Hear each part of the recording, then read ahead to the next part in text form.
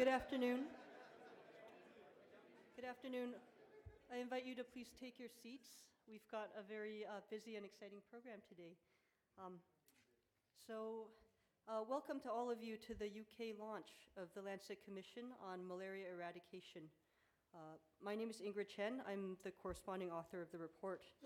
And just starting out with a bit of housekeeping, at this time, I'd like to ask you to please turn off your phones. Also, in the very unlikely event of an emergency, do not take the elevator here. So these green markings above the doors, every door in here is a suitable fire escape. So if there's an emergency, please proceed out the building, down the stairs, and then conglomerate when you get out facing left about a block away. But this is highly unlikely. Okay, so this is a really historical week for malaria. On Sunday night, the report was made available to the world and launched on Monday in collaboration with the World Health Organization, where the Director General, Dr. Tedros, called for all of us to collectively rise to the challenge of malaria eradication. Today's program features welcome remarks from the Lancet, a summary of the report's findings from the Commission's co-chair, followed by 3 panels with distinguished experts on technical challenges and solutions, galvanizing the political will and finance for eradication, and delivering eradication, strengthening health systems, and leaving no one behind. Each panel will be followed by a Q&A session, so please hold your questions until the end of the panel. I would now like to welcome Dr. Beck Cooney on the stage for welcome remarks.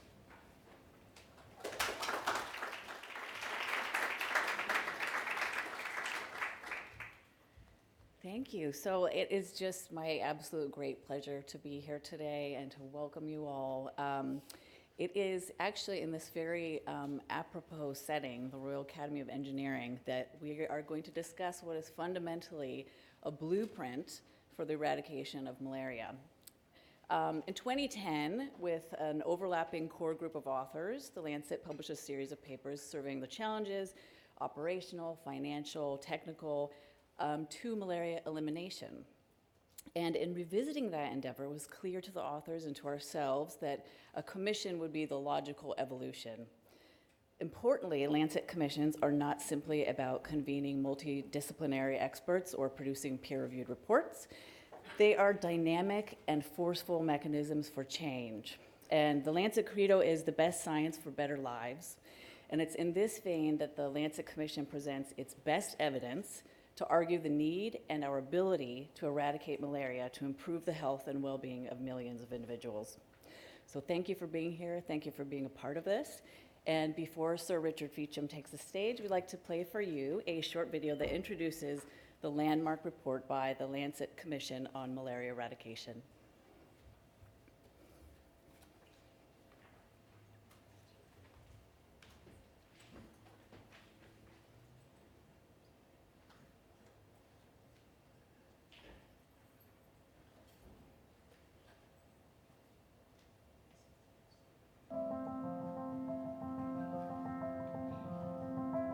Throughout history, malaria has sickened and killed people across the globe, at its peak, affecting every continent except Antarctica. And for just as long, humans have been fighting malaria. The malaria parasite and the mosquito that transmits it have proven to be formidable enemies. But in recent years, dramatic progress has been made thanks to bold leadership, country-driven ambition, increased financing, and innovative new tools and strategies. Since 2000, some 7 million lives have been saved and deaths have decreased by 60%. Now, more than half of the world's countries are malaria-free, and we are better positioned to eradicate the disease than ever before.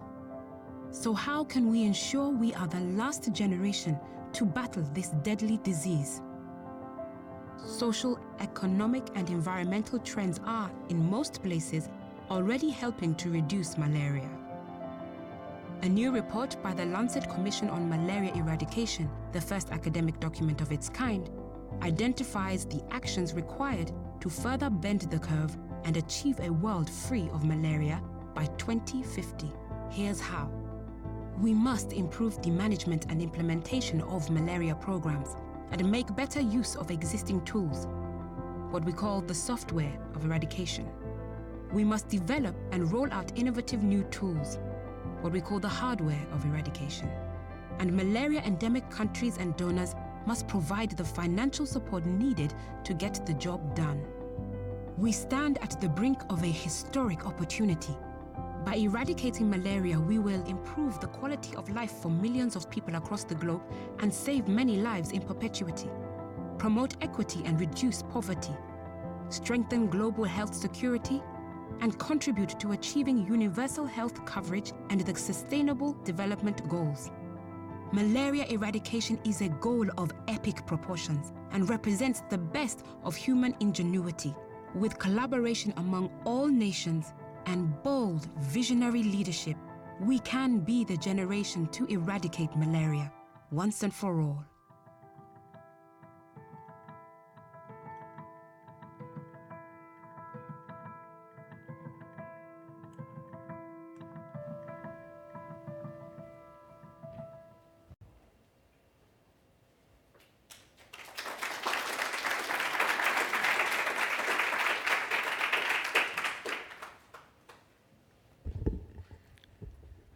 Well, good afternoon, ladies and gentlemen, and thank you so much for being here.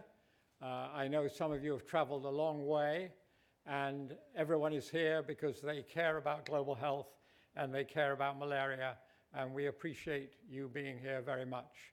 And we also look forward to your comments on the findings of the Lancet Commission. If we could move to our slides, please. There we are. Actually, Boris asked me to convene you here this afternoon because he thought that an afternoon spent discussing a fun and easy topic like malaria eradication would be cathartic. So perhaps we can regard this afternoon as a mental health intervention. And you will be receiving a questionnaire in the next few days on your propensity for defenestration, which I hope will go down as a result of this afternoon's discussions. The Lancet Commission was formed in 2017 to consider the feasibility and affordability and merit of malaria eradication, to inform global opinion, and to identify priority actions for the achievement of eradication within a generation. And the Commission started by looking at the context, the historical context and the current context. And I will briefly summarize that before getting on to the details of the Commission's findings. We have had 20 years of remarkable progress. And as most people in this room know, since the year 2000, the global incidence rate has declined by 36%, the global mortality rate has declined by 60%, and malaria spending has gone up threefold. In addition, the wave of countries that are getting rid of the disease nationally within their borders, has been accelerating. And since the year 2000, 23 countries have eliminated. They're shown in blue on this map. And some, of course, are more significant than others. I would particularly draw attention to Sri Lanka. And some of you will know what a malarious island Sri Lanka used to be. And about 5 or 6 years ago, they eliminated. I would also draw attention to China, which is now malaria-free for the first time in 2,000 years, a remarkable achievement. And I would also draw attention to Malaysia, which went malaria-free last year. And some of you may think, well, Kuala Lumpur, that's not too difficult. But don't think that. Think Borneo, think Sabah and Sarawak, and think that is really difficult. And it's a remarkable achievement for Malaysia. And at least 7 other countries shown in black, some of them rather small and hard to see, are poised to eliminate before the end of next year, before the end of 2020. So the eliminators eliminate and shrink the malaria map, while we also bear down on high-burden countries and high transmission.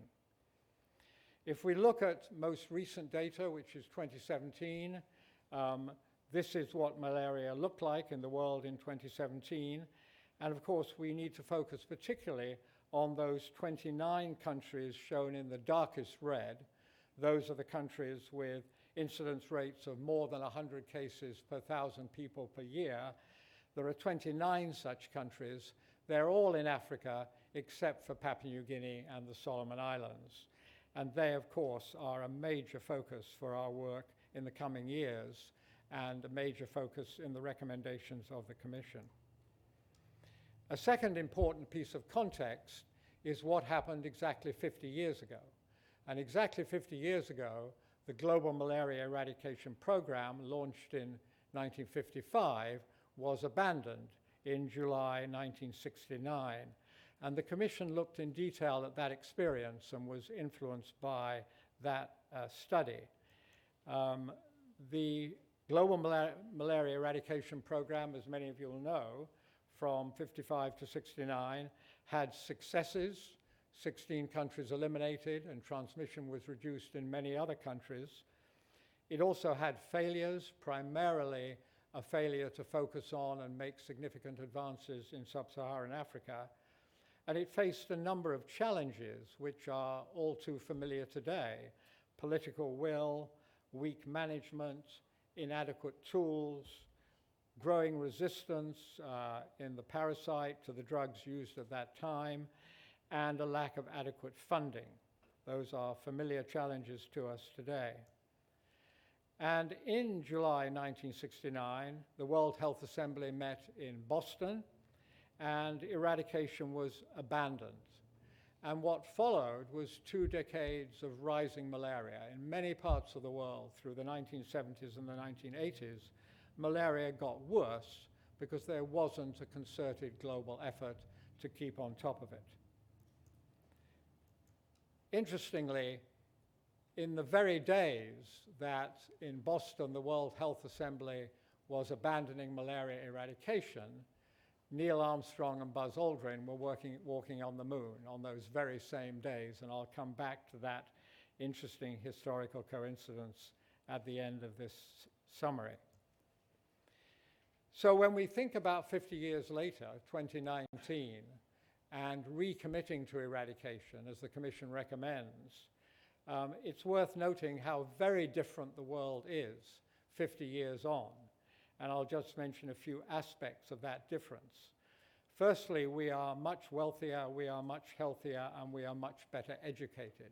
And as we know, that helps all aspects of development, including health and including malaria specifically.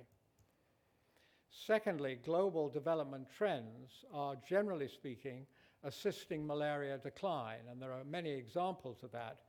Let me mention land use cover tends to reduce malaria, urbanization tends to reduce malaria, and improvements in rural housing tend to reduce malaria, and there are many other examples of that. And thirdly, there have been, of course, enormous leaps in technology. Remember, or some of you in the room, like me, will remember where we were with information technology 50 years ago in 1969, and the changes have been quite dramatic. And this kind of information technology particularly really matters in disease control and eradication work. And we're in a totally new universe as far as this technology is concerned. Also in the 50 years, we've gained much experience, we've done much research, we have innovated, and we have invested in malaria and in other disease eradication programs. We have new effective tools. We have a strong product pipeline that I'll come back to. We have lessons from other malaria eradication efforts, smallpox, polio, guinea worm, and we have renewed energy and commitment. So the world today is dramatically different from what it was 50 years ago when we abandoned the last eradication efforts. And also, we have this interesting rising tide of ambition and commitment from the country and regional levels. Country after country are setting for themselves, and regions are setting for themselves ambitious targets which in many cases exceed and go beyond the guidance coming from Geneva or Washington or London. And I think that's a very positive sign, which at the global level we need to get behind and support. So coming to the report of the Commission, which hopefully some people saw on Monday, and everyone has picked up a copy here this afternoon, and I hope you'll read it carefully and find it useful and interesting. The first comprehensive peer-reviewed academic study to examine the scientific, operational, and financial requirements to achieve a world free of malaria by 2050. And there are 41 authors of this study, of whom 26 are commissioners, men and women from all around the world with diverse backgrounds and expertise. And quite a few commissioners are with us today, and I wonder if I could ask all commissioners to stand up for a second so we can just see who they are. They're mainly at the front here. So here is a selection. I see 6, 7, 8.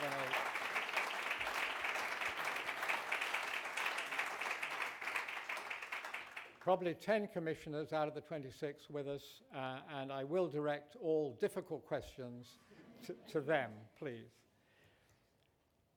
So the Commission's starting point was to model malaria in 2030 and 2050, and to ask the question, if we look at global trends, socioeconomic trends, environmental trends, climatic trends, these large databases of future scenarios with known previous relationships to malaria, if we look at the impact of those global trends on malaria in 2050 and combine that with the impact of scaling up today's interventions, scaling up the current interventions, what does malaria look like in 2050?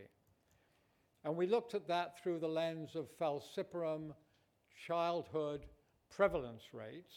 Many of you in the room will be familiar with maps of this kind. The gray colors and the blue colors represent low prevalence rates.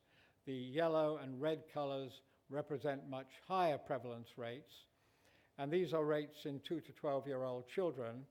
And the world today, latest data 2017, the world today looks like this.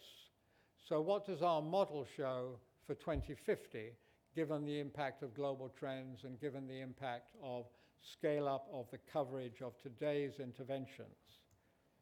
It looks like that. I'll run that again. That's today, and that is 2050.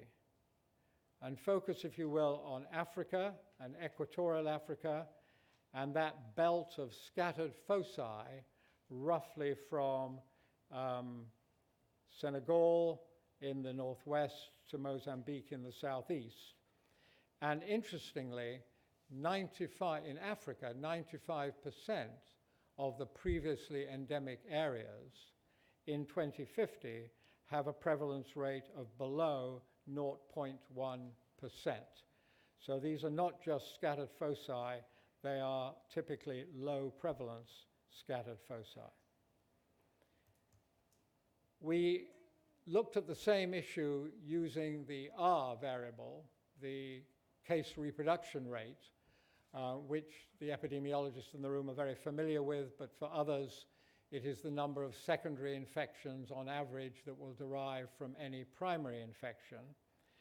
And the light blue and darker blue colors are low values of the variable RC, the basic reproductive rate under control conditions.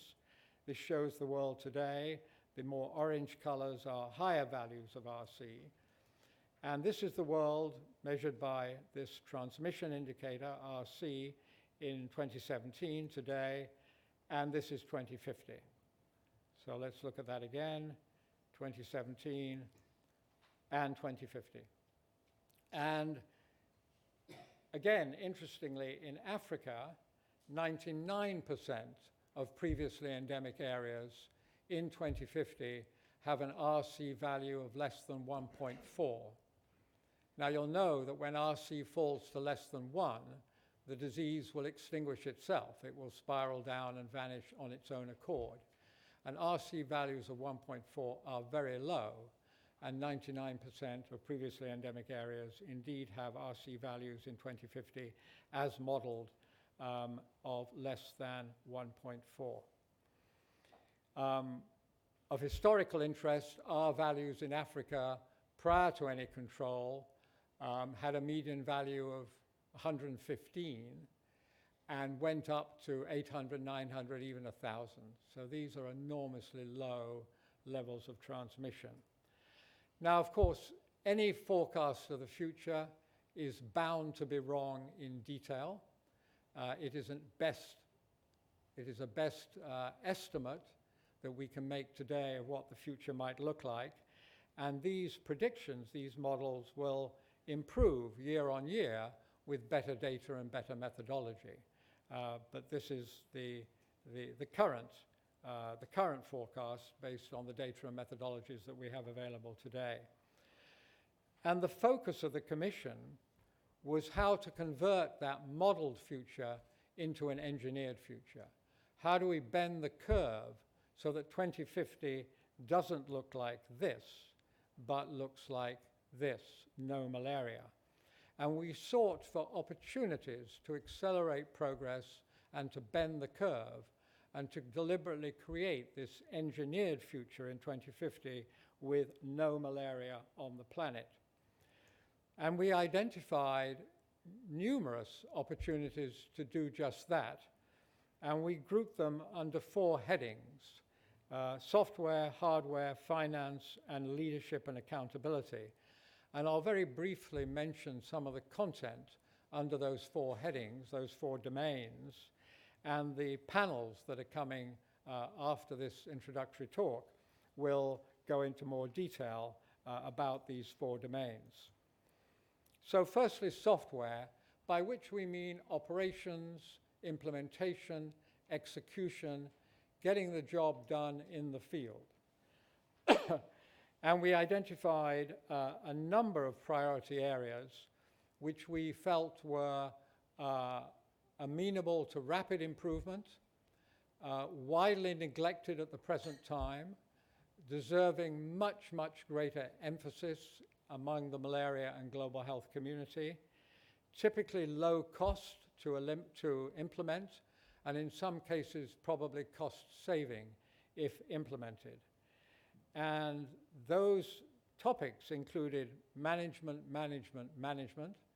supported by data, and the information technology to allow the rapid collection, analysis of that data and the availability of that data to managers on the front line to be nimble and to do better at targeting and tailoring and creating more efficacy and more effectiveness in current programmatic work. We also discuss incentives of various kinds. We advocate for much stronger community engagement over the next 3 decades, much spoken about, seldom done in practice. Implementation research, we regard it as very important, with a learning while doing approach and avoiding wherever possible lengthy and expensive randomized trials. And 3 particular areas of opportunity for closer engagement with the private sector in accelerating the work and increasing impact. And panel 3 this afternoon will drill into those topics in more detail. The second domain is the hardware domain. Many people in this room are particularly interested in that, the research and development pipeline. And I think we emphasize 3 things under this heading. Firstly, smarter use of current tools. We can undoubtedly do better with the tools we have, and countries that have done that have accelerated their progress. Zambia is a very good example, so is Uganda, and there are other examples that we'll be hearing about this afternoon. Secondly, rolling out tools which are on the table. They don't have to be discovered. We have them, but we're just not using them at scale. And there are several examples of that. We have tafenoquine. We're not using it yet, but when we start to use it at scale, it will make a big difference. We have all kinds of versions of mass drug administration, which we're beginning to use at greater scale, but when we get our real handle on what to use where and really scale those up, we can imagine much greater impact. And thirdly, the information technology that I mentioned earlier, waiting to be used, but not yet being used at sufficient scale. And then the third heading is the R&D agenda, developing and rapidly deploying new technologies. And I think everyone in this room knows that the R&D pipeline for malaria, whether you look at parasite issues or vector issues, is healthier than it's ever been in our professional lifetimes. And it could always be better, but it's in pretty good shape. And whatever area of technology you look at, the pipeline is looking healthy, and there is a focus on bringing forward new tools year on year and decade on decade. The Commission discusses in some detail the prioritization of the R&D agenda. It recommends greater prioritization in investment in R&D. It proposes this framework as a way to start implementing greater prioritization in R&D investment. This framework will need to be argued about a lot and improved. We put this forward as a starting point. Most people probably can't read that clearly. The vertical axis is the likelihood that the new technology will indeed become available. The horizontal axis is the probable timeline to availability, and the size of the bubble is an indication of the impact on eradication specifically of that particular technology.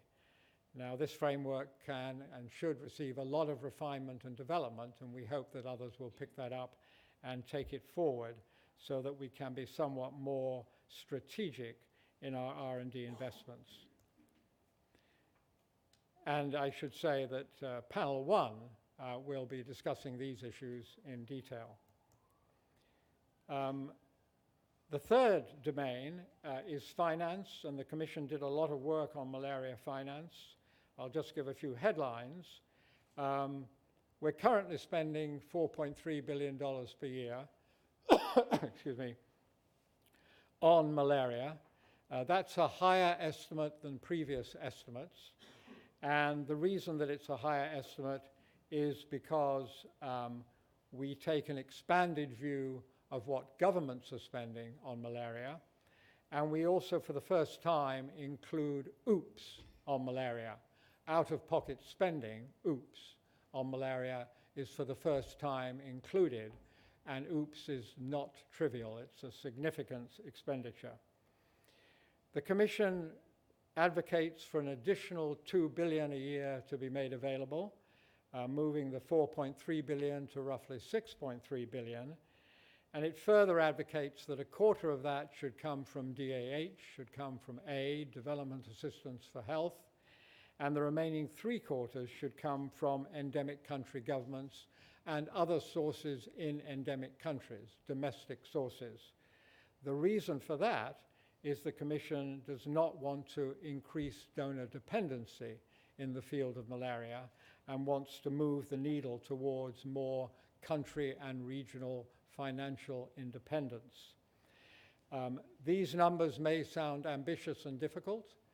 They're certainly not easy, but the Commission went into this in some detail and was encouraged by opportunities to actually mobilize the 0.5 and mobilize the 1.5. On the 0.5, I would briefly mention two things. Firstly, if the Global Fund replenishment, which takes place in France a month from now, if it is successful and the signs are good, greatly assisted by a major new contribution from the United Kingdom, if that replenishment is successful, that alone will put on the table an additional $200 million per year for malaria. So 40% of the 0.5 billion may become available from the end of October. And other opportunities are discussed with a particular interest in China. In the year 2020, there will be major celebrations in China of 3 years of no malaria, and if Brian Greenwood and his committee agree, China will be certified by WHO as being malaria-free, and that will quite rightly be a cause for major celebration. And at that time, we anticipate that China may well choose to announce a major program of assistance to Asia and Africa to help them to do what China has successfully done. And that could put significant additional money on the table. On the 1.5 billion, this really is a country-by-country discussion in the light of GDP, health sector spending, malaria spending. But an interesting factoid is that if you look at the 30 high-burden countries, of the 86 countries that still have malaria, if you just look at the 30 highest burden countries, if all those countries move their malaria expenditure to the median value of the 30 of their own group, an additional $400 million would immediately become available. So there are choices to be made. Some countries choose to spend very little, and some countries choose to spend much more, and those choices can be influenced. We analyze in some detail malaria expenditure over the last 20 years. I won't go into this graph in detail, probably hard to see from the back. If you look at the right-hand side of the graph, the red line is OOPS, out-of-pocket spending. The next line up is government spending. The next line up is development assistance, rising rapidly but then plateauing. And the green top line is the sum of those three things. And important takeaways here are since 2000, total spending has gone up threefold, driven mainly by development assistance, by donor funding, but that has now plateaued. Government expenditure on malaria has been rising steadily, and interestingly has been rising faster than GDP per capita, and has been rising faster than health sector spending per capita. So countries are clearly prioritizing malaria. Government spending may, in the next few years, overtake donor spending, which I think would be a very healthy outcome. And OOPS has risen very slightly. It's too high. It is lower than OOPS for health as a whole, but it is still too high. And when we look at donor spending on malaria, the Commission discusses in some detail what the priorities might be. First and foremost, high-burden countries, and particularly high transmission geographies. It's driving down transmission that really matters. So high transmission areas of particular countries, or in the case of small countries, high transmission countries, should, we believe, be a very high priority for donor expenditure, and should receive some rethinking, because there are a number of countries which are receiving a lot of money, but where transmission is not going down, and we are not moving towards eradication. So we're not spending those monies in exactly the right way. Other priorities for much smaller investments include low-burden countries, those that are eliminating, because continuing to shrink the malaria map, continuing to eliminate where we can eliminate, is important to achieve eradication by 2050. The third priority is to watch out for low-income and lower middle-income countries with weak health systems that have eliminated. If we look back in history, all the eliminators were temperate, were typically upper middle income, and had strong health systems. We're now in an era where most eliminators will be low income or lower middle income and will have weak health systems. And that raises the specter of major resurgence. Having eliminated, you can lose it, and you can have major outbreaks and resurgence. And donor attention is required for some countries to help them hold the line and prevent such resurgences. Global and regional public goods are obvious priorities for donor spending, and research and development would be top of the list there. The two big funders responsible for about 80% of all international money for malaria, the Global Fund and the President's Malaria Initiative, can, I think, enhance the impact of their investments by having a clearer joint investment strategy. There are real opportunities there.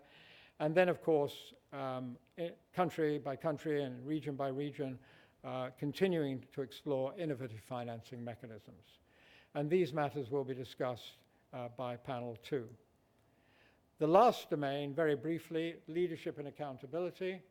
The Commission discussed this again in some detail. A few highlights.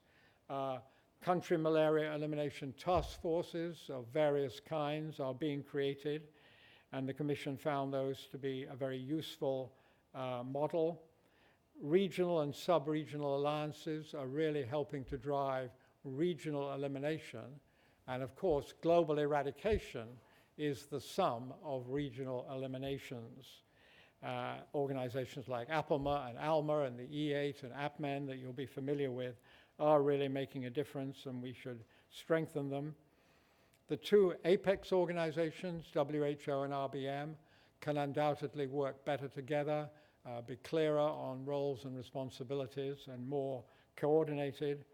The two major financiers, Global Fund and PMI, can have clearer joint strategies and common approaches.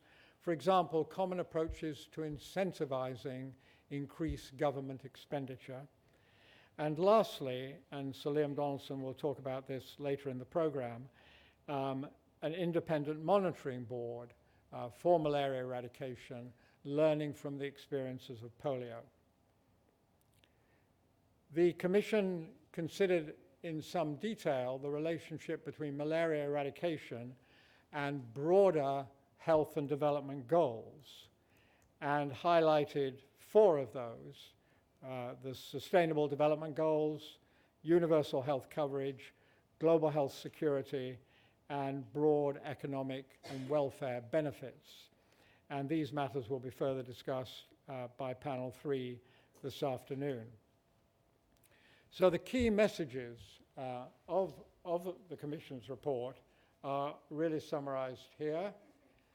Malaria can and should be eradicated by 2050. Eradication is affordable, eradication is a good investment, and the alternatives to eradication are very unattractive. Next steps, the 2 most prominent next steps recommended by the Commission are to commit at country, regional, and global level to a 2050 eradication goal, and to develop a detailed roadmap to get from here to there. And the Commission has some specific recommendations on how to build that roadmap. Countries and regions have already made bold commitments, as many of you know, and some of the key regional bodies are mentioned here. And this really is the time, 50 years on from the previous abandonment of eradication, for a bold global commitment, remembering that success follows bold commitments, not vice versa. And we saw that clearly with smallpox, when smallpox was launched, and even close to the end of smallpox eradication, there were no shortage of people saying that it couldn't be done.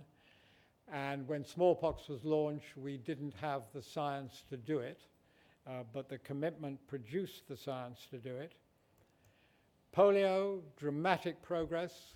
It has a long tail, admittedly, but we're down to a very few cases in a very few places, and bold commitment has driven that. The strongest example of bold commitment leading to incredible achievement and success is the question of the moon landing, where in 1961, President Kennedy said we choose to go to the moon, not because it is easy, but because it is hard. We choose to go to the moon because that goal will serve to organize and measure the best of our energies and skills. We are unwilling to postpone, and we intend to win. And in 1969, we walked on the moon in those same days as we abandoned malaria eradication. So this is our vision for malaria, the engineered future of a world with no malaria. The Commission believes that we can bend the curve, that we can create this engineered future. And of course, malaria eradication in itself will bestow great benefits. It will also strongly contribute to broader health and development goals, especially UHC. But more is at stake. Malaria eradication requires us to take a stand against this current upsurge of tribalism and nationalism, and to commit ourselves to the well-being of all people everywhere. Thank you very much for listening.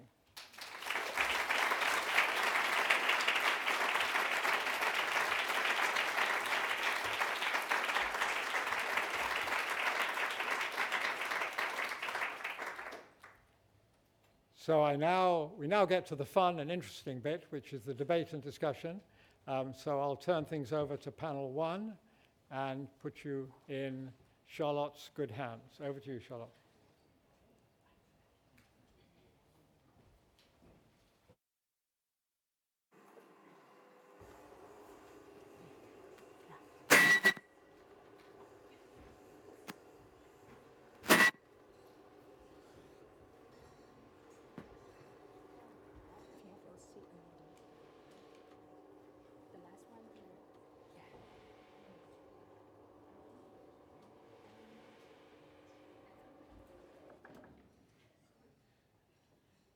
Thank you and welcome. I've asked the panel to sit in order of how they're going to present, so with a little bit of rearrangements there. So welcome. I mean, it's a real privilege to be here. It's a real pleasure to follow Sir Richard's excellent and inspiring presentation.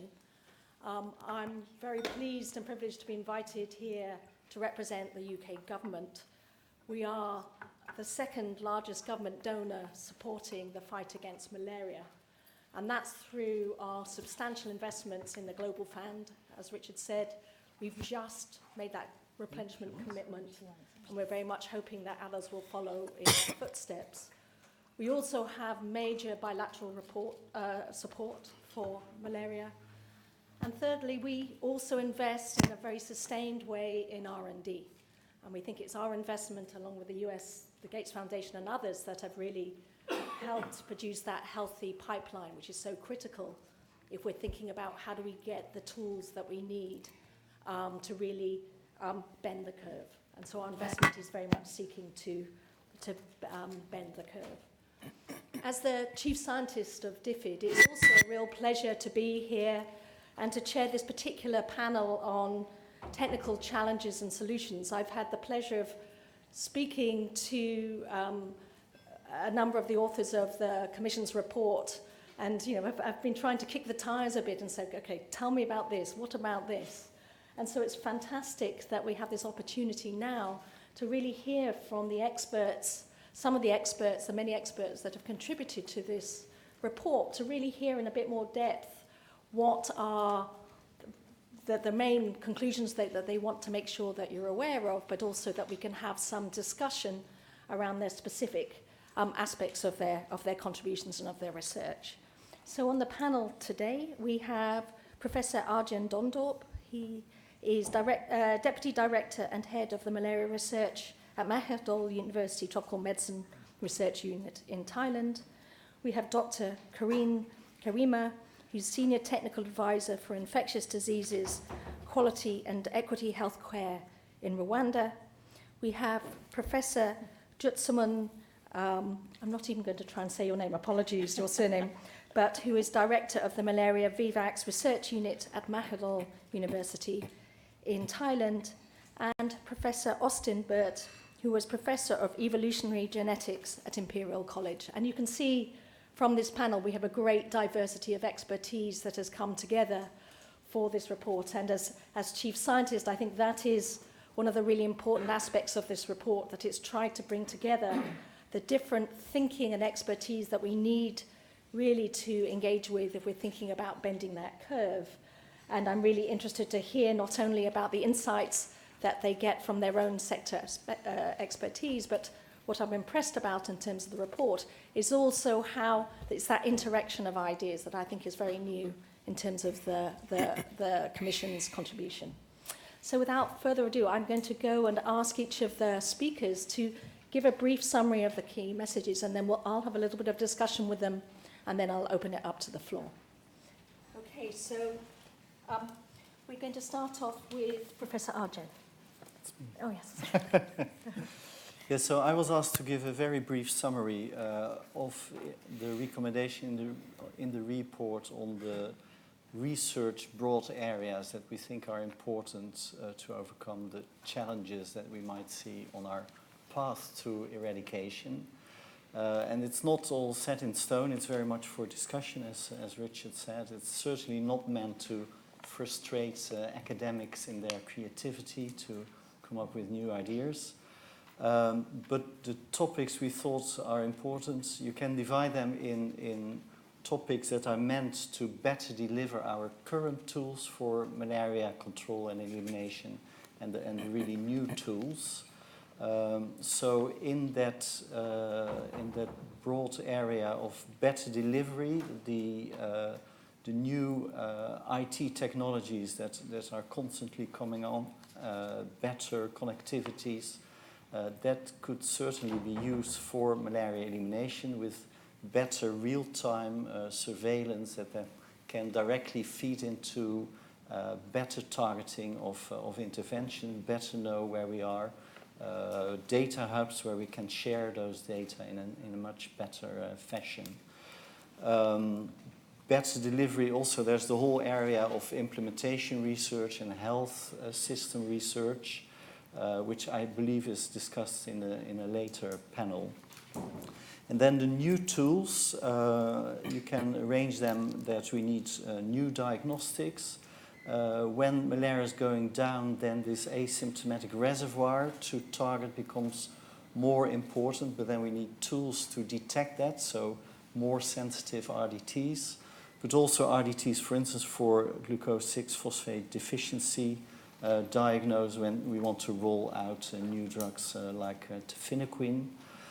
New drugs to treat malaria, always very important because the ever re-emerging threat of anti-malarial drug resistance, very relevant currently with resistance to the artemisinins and the ACT partner drugs that is very prominent in Southeast Asia. We need new drugs, many new drugs in the pipeline, but for the current situation in Southeast Asia, we do research on combining triple ACTs, combining two partner drugs with the artemisinins. So new medicines will remain important throughout the period towards elimination. And the same is true for insecticides. Insecticide resistance, big problem in mainly in the African continent, needs to be addressed. We need new insecticide, better and longer lasting insecticide.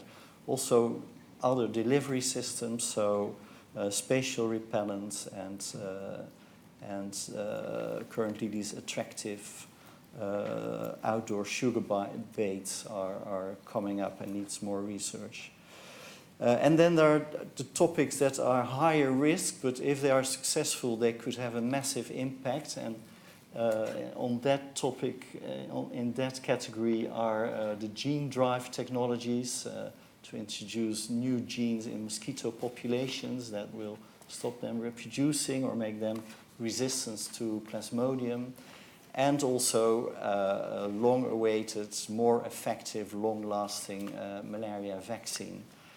Very difficult, as we all know, but if we have it, it would, of course, be great. So that's a very brief summary of the report. It's in figure 6 of the report. Great, thank you, and thanks for keeping well to time. Okay, Corinne, over to you. What are the key messages you want to deliver? Okay, so we all know that malaria, the fight against malaria will always be challenged, and Irene will say that in terms of drug resistance, insecticide resistance, all the challenges, the biological challenges, and it's true that with new tools we can address them. But what is really very important is what can we do with the current tools? We have seen countries like Zambia, Senegal, my country, Rwanda, where with the current tools you can eliminate malaria. So I think, although there is, I can take the example of insecticide resistance, although there is insecticide resistance, you can combine multiple intervention, mixed intervention. So when you see, you don't see a decline in malaria with nets, you can combine with insecticide indoor resistant spraying, and then you are seeing results. I think this is maybe with the report we are showing how, in a smarter way, we can also address the current challenges of drug and insecticide resistance. And then secondly, it's really very key and important to target the high transmission areas. So it's really important we target those transmission areas, because I think for now, people want just to reduce the death, but I think it's really key if we want to eradicate malaria, and this is what we are showing in the report. We need to target and reduce transmission. So, and the other one, as Irene said, it's the use of data. It's really important that we use our data to drive design implementation of the current tools, and then also in terms of the new tools to see how we can better deploy them and then eradicate malaria. So this is basically for the few minutes. Great, thank you. Okay, over to Professor Jetselman. What are the messages you want people to hear? Yes, so in fact, I'm not the one that put any information in the commission, but the comment from me as the one that comes from Asia Pacific country, that the challenge, I think, in general is very similar in African countries, but the difference is that in Asia Pacific, we have the country that have very high burden of malaria, but include every species, not only falciparum. For example, like PNG in children, they have more vivax than falciparum, but in adults they also have suffer for falciparum. So to a very low, but never disappear malaria, or we try to eliminate, like Thailand or some other area that we still have malaria, very low. And when the tools that currently available we use to control for vector, for example, or better diagnosis, the one that disappeared first is the case of falciparum and leave of vivax. And we had many studies showing that in the area that you have mixed species like that, you can get rid of falciparum first, and the other will pop up. And now in some area, for example, in Thailand, we get rid of vivax. Then we start seeing more pinocide, even it's not in the island, okay? Because the people still close to the jungle. That also lead to the routine diagnosis that generally the government are using. So for sure, if we can get better sensitive diagnostic, not only for major falciparum and vivax, also include the other species, it would be helpful. Why is that? Because the malaria treatment in the area still rely on the government support. And the government provide, you see, different drugs for different species, as Aaron mentioned. We were not keen to use artesunate combination for other species because number one, it's more expensive. Number two, it may lead to, the other species drug resistance, which will be more trouble.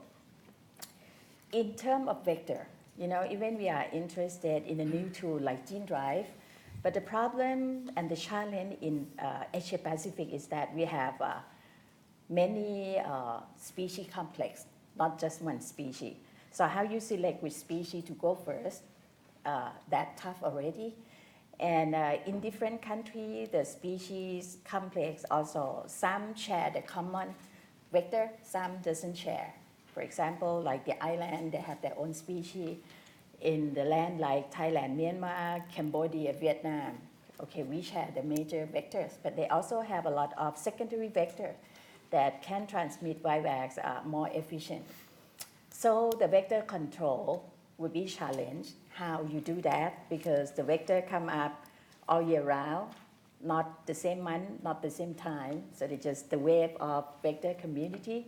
So the country have to be more concerned about how to make the surveillance and use that tool that they have now properly.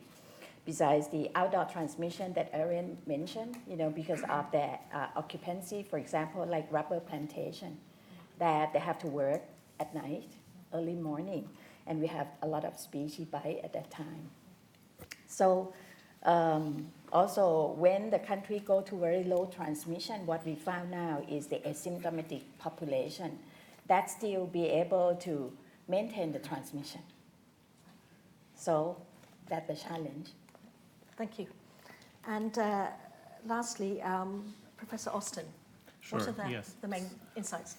So I'm here representing Target Malaria, which is a consortium of, not-for-profit consortium of researchers at 14 institutions, Europe, America, and Africa, 4 different countries in Africa. And what we're trying to do is develop a new technology based on gene drive, which is to be able to introduce not only into an individual mosquito, but to have it spread through a population of mosquitoes, a modification which would render the female sterile. So the idea is to release relatively small numbers, so 100 or 2 mosquitoes into a population, carrying a construct which would, over successive generations, spread through the population of its own accord, of its own dynamics, because it biases the inheritance. Instead of getting to 50% of the progeny, it gets to close to 100%. So while it's rare, it's more or less doubling in frequency every generation, every month. And then as it becomes more and more frequent in the population, a larger and larger fraction of the female mosquitoes are sterile, and so then that suppresses the mosquito population. So there's lots to be done there, still to be done, but the idea is to give area, is to have a completely new sort of intervention to be complementing the existing one. It's not at all meant to replace them, but it's be in addition to these other ones. We think that's the general consensus being from this report and elsewhere that new tools are going to be needed to get us down to 0. So we very much recognize and appreciate the emphasis of this report in recognizing the importance of new innovative approaches. Great, thank you. I was going to ask them some questions, but actually because of time, I'm going to throw it over to the audience to start with, just to make sure we can start to have a conversation. So if you do want to ask a question, please put your hand up. There's a keen person in the front. Others, please put your hand up also if you do want to. I don't know if we have a roving mic. Great, we do. So yes, please, over to you. Thank you. My name's Paul Boateng, and I'm a member of the House of Lords, not Perot, still working, still working away. But much more importantly, I grew up in a country and at a time in Ghana where my whole life was prescribed by tucking in mosquito net at night and taking my tablet, and you could tell the time by the arrival every evening of the man who sprayed the ponds in the road, the tarmac or the laterite road in front of one's house. And my question really is this about malarial interventions and innovations. The extent to which you've considered culture in all of this. Because in my experience of Africa, and I now spend a good third of my life there, is that what matters most of all, and matters more in fact than governments, is what do the traditional leaders say? What do the spiritual leaders say? And how have you taken that into account as a commission in terms of community engagement? And what can we do out with this meeting to make sure that those lessons get home? And I just end with this. When I was at one part of my life an ambassador for Gavi, and we had the first successful double rollout of vaccines, which we launched in Teshi in Ghana. And what mattered most in the Ghanaian context was the fact that support for community engagement in the double rollout was literally drummed up every morning in that particular community by the traditional leaders, literally drummed up. And so I just asked, how is culture going to feature, and how has it featured in your work and recommendations? Thank you, a fantastic question. I'm going to take a few questions from the floor, and then I'm going to go along and the panelists can choose which ones they want to answer. I think there was a hand right at the back as well, yes. Can somebody get a mic down there? Right at the back. Yes, my name is Dr. Lul Rojogdang from South Sudan. My interest is there's a lot of drug failure or treatment failure in South Sudan. I wonder if the resistance moved from Asia to Africa. Is what I want to know. Great. Another excellent question. Any more from the floor? Yes, one at the front. Sorry, our person with the roving mic is getting exercise today. Over the gentleman in the face suit. Hello, my name is Michael Griffiths. For the last 10 years, I've been involved in the elimination program in the Solomon Islands. And my question relates to Vivax. The Solomon Islands is my only experience. And there is a reluctance there to treat Vivax with the primaquine because of the G6PD deficiency. And whilst, and they can't recognize it. And whilst it's been suggested that they should bring the people into a clinic where there are experts who will be able to recognize this, there is a reluctance to do that. So Vivax is not getting treated, and we now have, of the national incidence, it's 60% Vivax, 40% falciparum, whereas at the beginning of the program 10 years ago, it was 75% falciparum and only 25% Vivax. And I wondered whether you've got this experience elsewhere, and is there a way of just getting what to me is a simple organization to get these people in, treat them for the 14 days and sort it out? And another question here.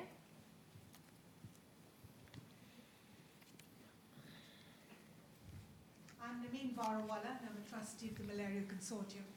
Having heard the importance of big data, data analytic tools, I'd be very interested in the sort of research questions and how to best use these tools for implementation of programs. Great, so we've got a set of excellent and wide-ranging questions. I'm going to now just give the panel the opportunity to respond to whichever they want to answer. I don't know, we didn't have Gene Drive come up explicitly on this one. I can give you one if you want. I do have some. I could say something briefly about the stakeholder engagement, so I can't speak for the Commission, obviously, but for at least for our project, it's hugely important to get the buy-in from the communities where we're working, and we have spent a lot of time asking how would you, because it's an area-wide intervention, so it's not like you can do individual by individual opt-out. So we will ask a community, well, how would you like to communicate whether or not you agree with what we're doing? They go away, think about that, they come back and say, and then we regularly get updates from them of how, can we go to the next step or not? So it's for our project specifically, but indeed more generally for malaria control, it's hugely important and worth putting a lot of effort into it. Yes, my recent experience is very interesting. We have to count that culture into our R&D program. We are working on primaquine mass treatment in the southern Thailand. And I just learned that in that village, the belief is that they won't have any medicine with fruit because they're going to die. What happened is that the transmission season that we want to give them mass drug is also the fruit season. So we have to go to the village chief and explain and ask them advice what to do, because it is primaquine to kill Vivax hypnozoite in the population that the village that have a lot of relapse or high Vivax. So it's really important. And even in the same country, different ethnic group, they have their own belief. So to make it success, even for the research one, that we have to understand. And do you want to comment on Vivax? Oh, continue. Yes. Okay, recently they have a very good G6PD measuring. Okay, so if the Solomon Island want to check first if that G6PD is normal before getting primaquine, it's fine. In Thailand, we never check for G6PD, but because we use low dose primaquine 15 milligram, in general, it's safe. But with some country that never use, if they want to use that, I recommend that the new tool is good enough to see if it's safe for G6PD. Unless you know the prevalence of G6PD in Solomon Island. I have no idea how many percent of them. If it's minor, then definitely. 7 or 8%. What? 7 or 8%. So that's quite common in many areas. So I think the RDT is good enough, now that you can check. So Because Arjun, look what you want to come well, in. on that point, so there's a big difference between the perceived risk and the real risk of primaquine use. So as Dr. Thailand. Jetsimon says, if you do your G6PD test, it's very safe to give primaquine. But nevertheless, we know from several countries there's a reluctance to implement primaquine. So indeed, their engagement and different sorts of operational research is important to get countries to really implement and adopt those policies. Yeah. We're going to produce the data hopefully by next year at the first try with mass MDA with primaquine 14 days, the low dose that we use for patients. And we also measure the anemia as the outcome, if there is any, because this is into the healthy volunteer and also the patient that's going to admit to the clinic. I think, but I cannot say for all ethnic group, right? Because the different ethnic may have different response. Great, thank you. Arjun, do you want to continue on some of the other points around? Yeah, so my topic, my topic is a lot around anti-malaria drug resistance and how to tackle that. So whether artemisinin and partner drug resistance has arrived in South Sudan.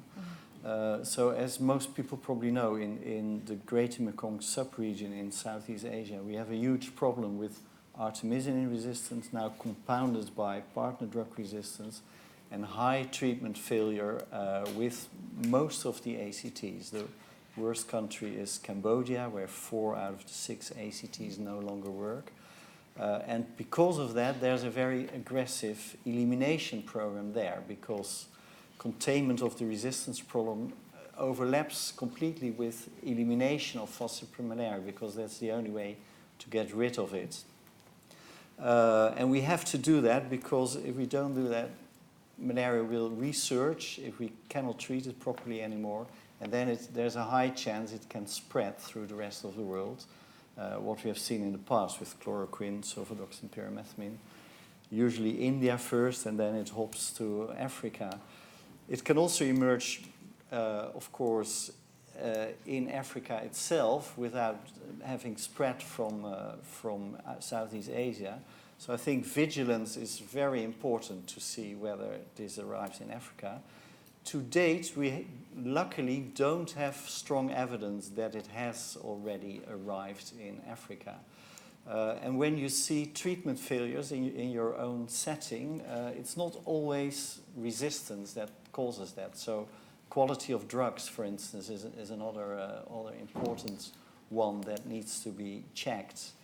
We have, so if you really want to know, you have to study it, either following the WHO therapeutic efficacy studies, and we have more and more molecular tools to, then you don't need a complicated study, but you just need to collect the parasites on the filter paper blood spots.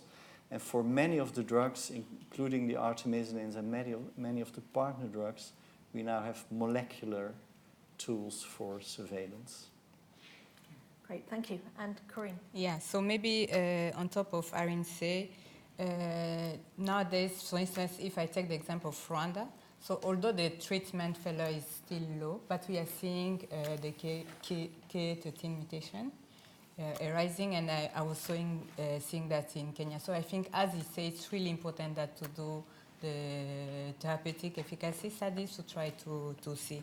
So in terms of community engagement, I think in the report we are really stressing the importance of community engagement, community involvement, and especially even for elimination, that will be very important for eradication. So especially when you look at community case management, if we want to get the treatments close to the community, we are using community health workers. They are elected from the communities. They are also, we are using community local leaders to be involved. So community engagement and involvement is really very important for eradication, and it's really taken very well in the report.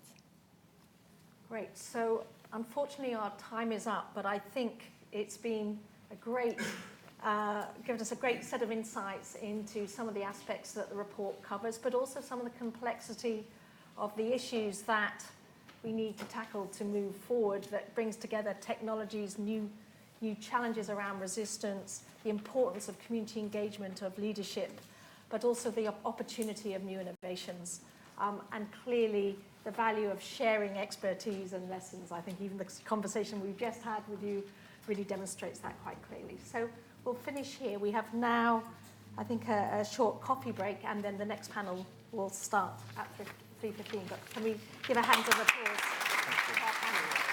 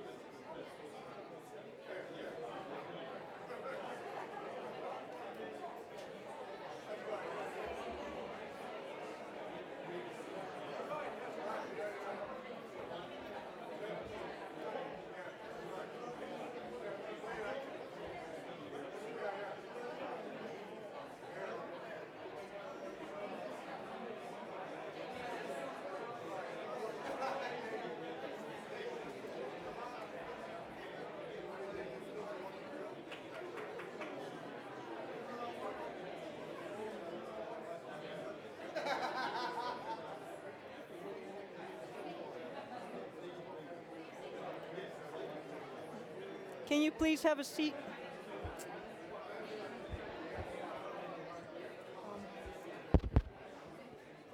Could you please take your seats?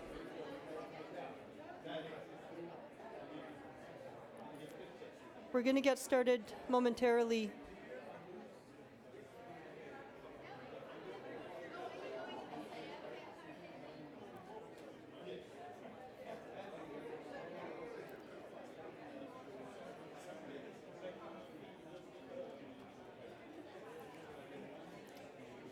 Please come in and take your seats.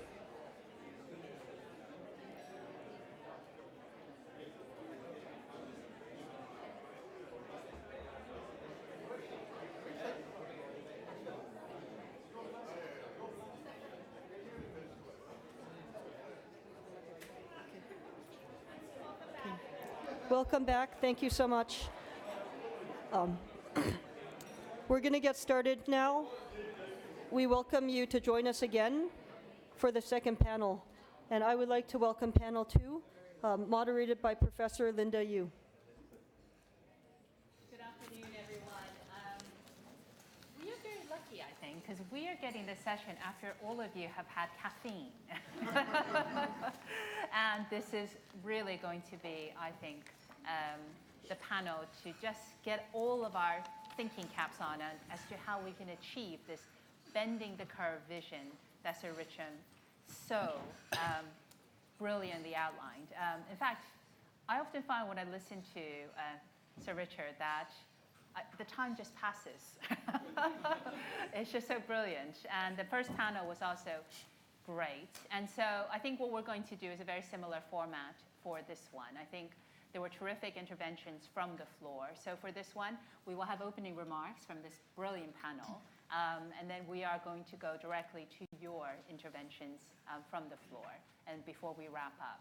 So let me introduce everyone, but firstly, to just stress the topic for this panel, galvanizing the political will and finance for eradication, touches on 2 of the 5 challenges that Sir Richard outlined. And it's absolutely, I think, one of the key components, the political will, and then, of course, the money. I'm actually an economist, so I'm particularly focused on the money part of this. And the panel that we have to discuss and to answer a inter-conversation with all of you is how to get that 50% increase on the money side in terms of commitments to spend on malaria.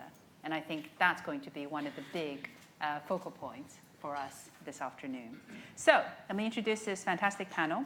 To my left is Dr. Elizabeth Chizemi, National Coordinator for the End Malaria Council of Zambia, the former National Malaria Program Director for Zambia.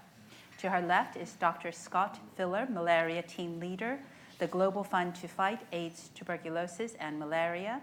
And to his left is Ambassador Dr. Richard Chabi Kamwe, who is the Ambassador for Elimination 8 and the former Minister of Health for Namibia.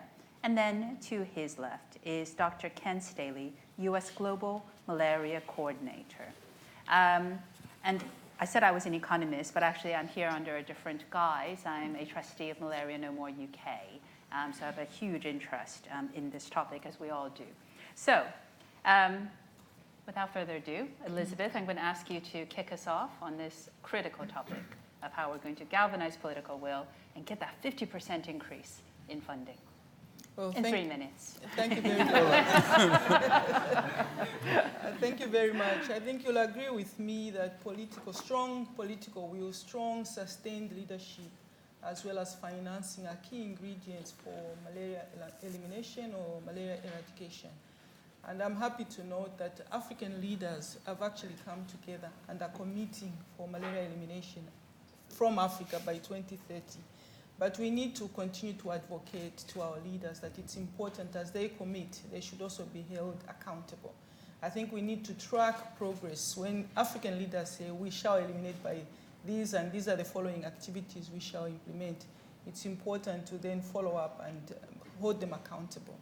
And I'm happy to note that for my country, Zambia, which is in the southern part of Africa, we have quite some strong political leadership. Our head of government actually launched the National Malaria Elimination Program. He has elevated the program, really prioritizing malaria to a high level such that we have realized that government alone cannot eliminate malaria. So there is need to identify other players.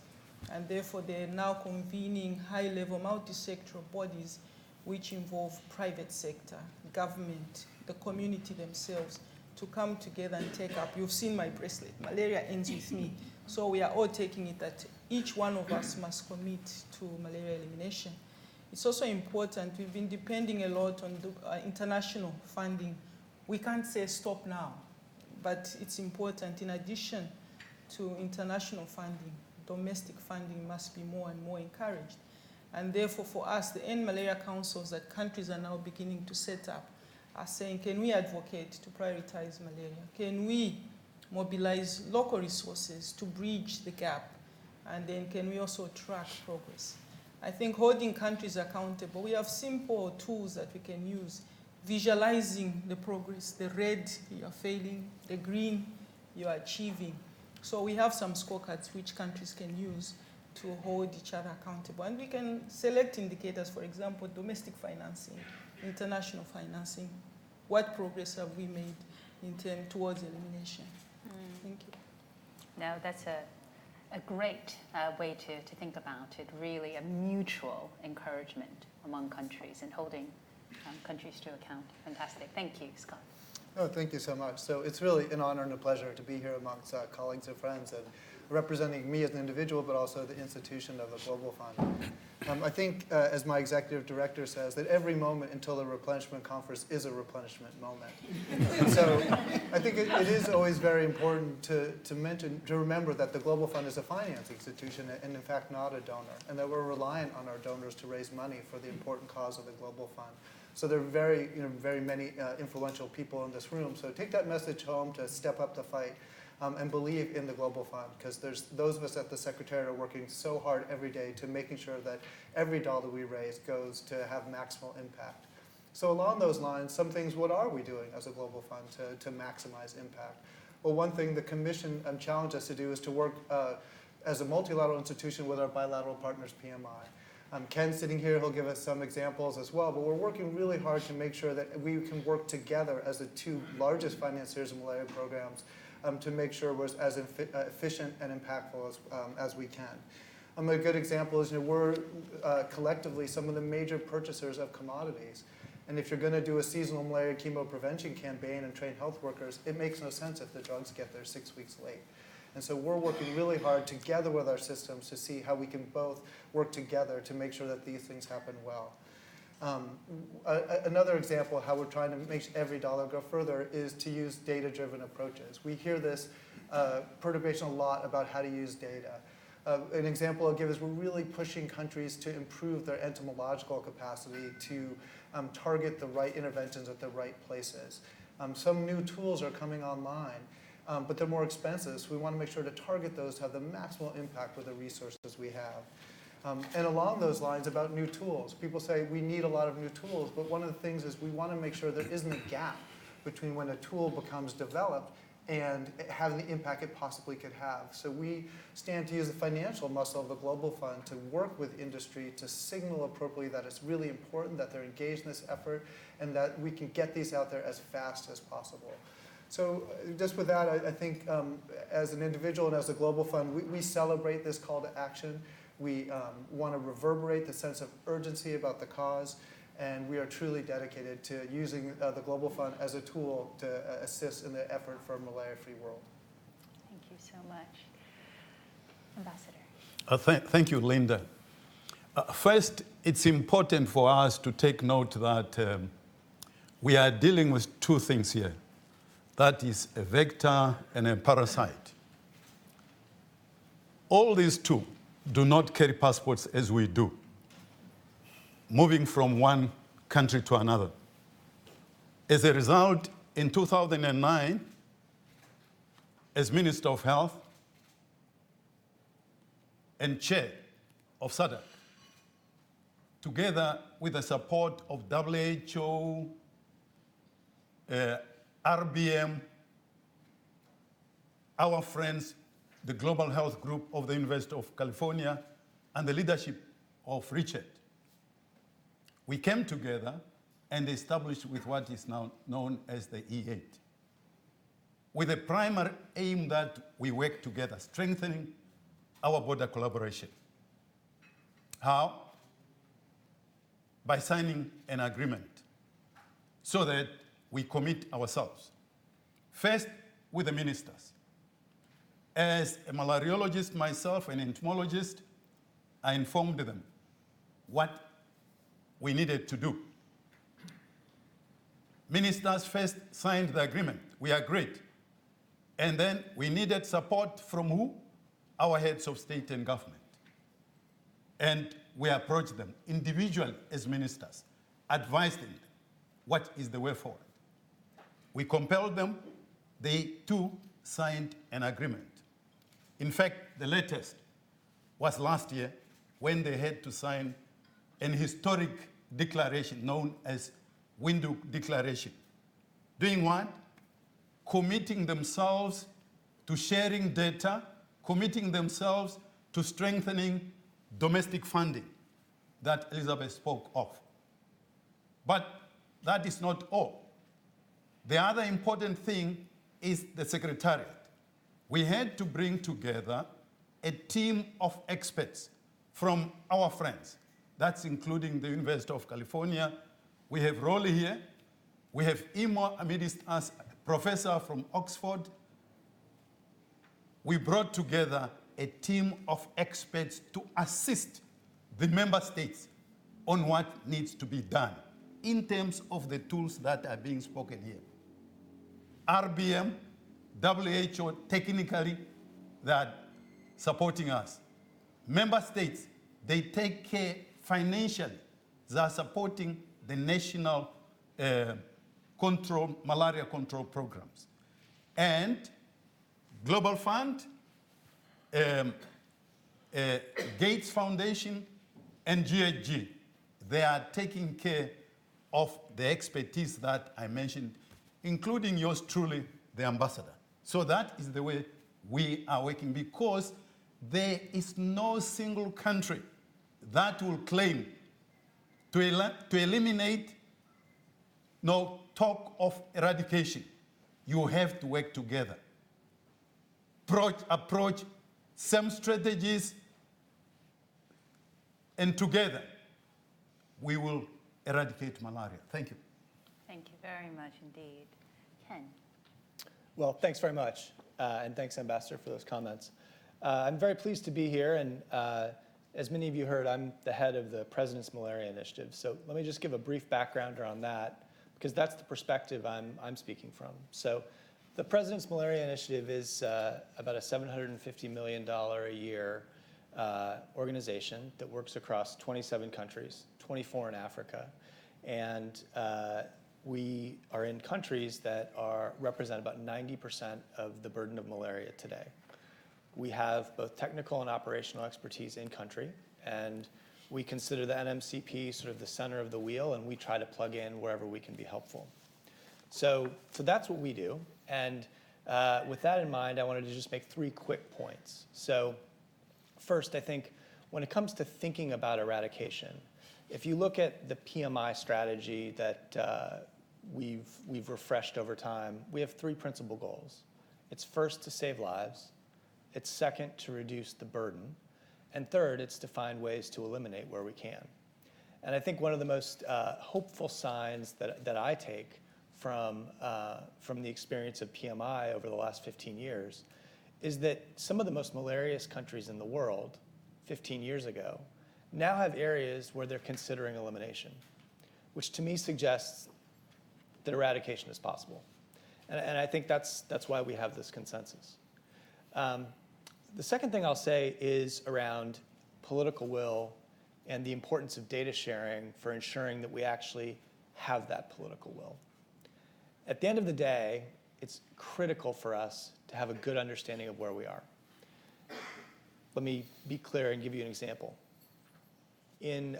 Just a few years ago, we had a World Malaria Report that occurred once every 3 years.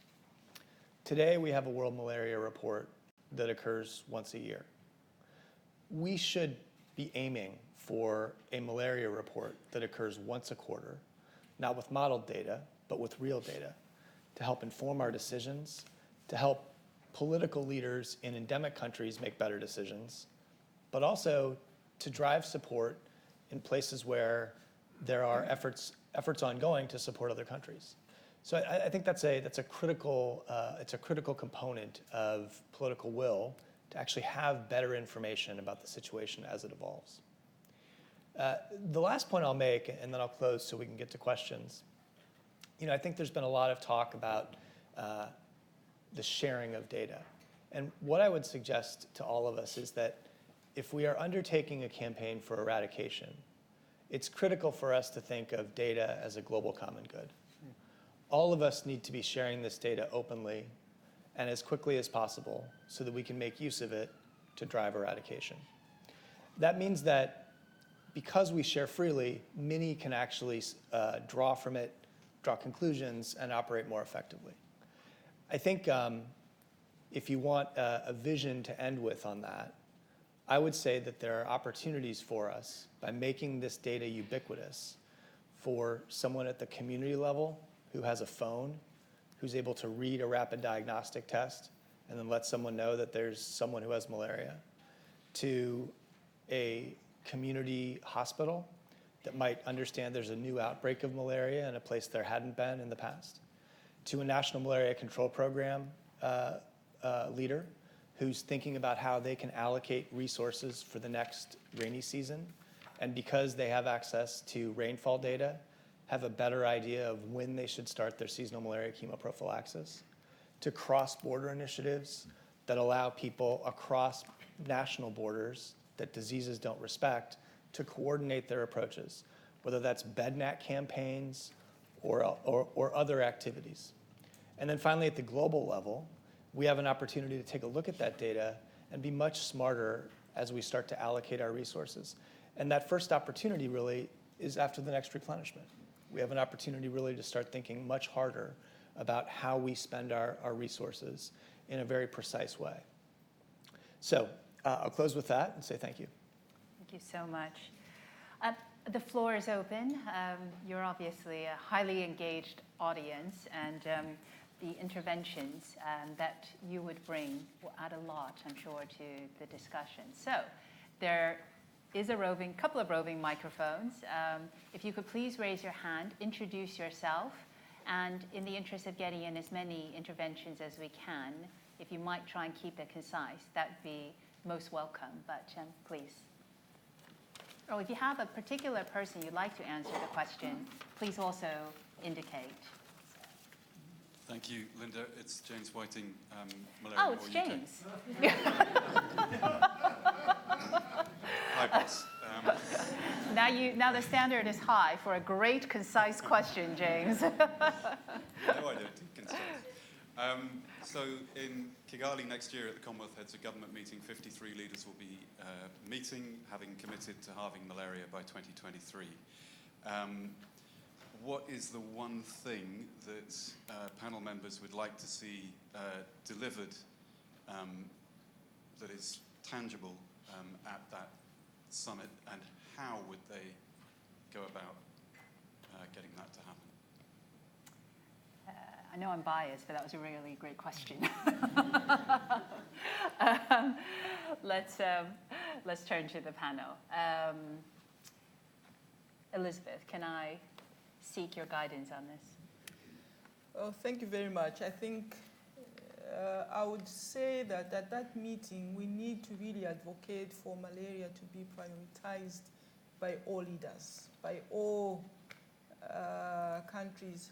And basically for financing, I think it's important for people to understand that malaria should be seen as an investment, as a development and socio-economic issue, as opposed to maybe a waste of resource because it's so expensive if we go into elimination. So I think I would really like malaria to be prioritized and for everybody to commit that, yes, we shall go in and eliminate malaria. How should we get that? How should we get there? I'm not going to put you on the spot for that. I'm going to turn to the others. How can we get that commitment, Scott? Well, I mean, I think that's a difficult question, but I would say to build upon what Dr. Jasema said is to build on this sense of urgency. One of the most challenging things that malaria programs have, I believe, is overcoming a sense of complacency around malaria. It's the ones without a voice who aren't necessarily speaking as members of parliament. It's the adults who have been through malaria, have had it several times, build up immunity, and so don't think the malaria is that big of a deal anymore. And that's one of the most difficult uphill battles that we're constantly fighting. So I think at any political venue, be it CHOGM, be it the Global Fund Replenishment talking about malaria, it is to continue to emphasize that we're speaking for those sometimes with the least voice. And so to be able to communicate that effectively as malaria is a good investment, it helps brings up communities from the bottoms up. Ambassador? James, you and me, we talked about this.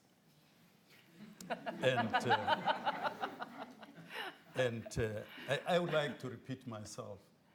I think there's need to talk to the ministers of health first.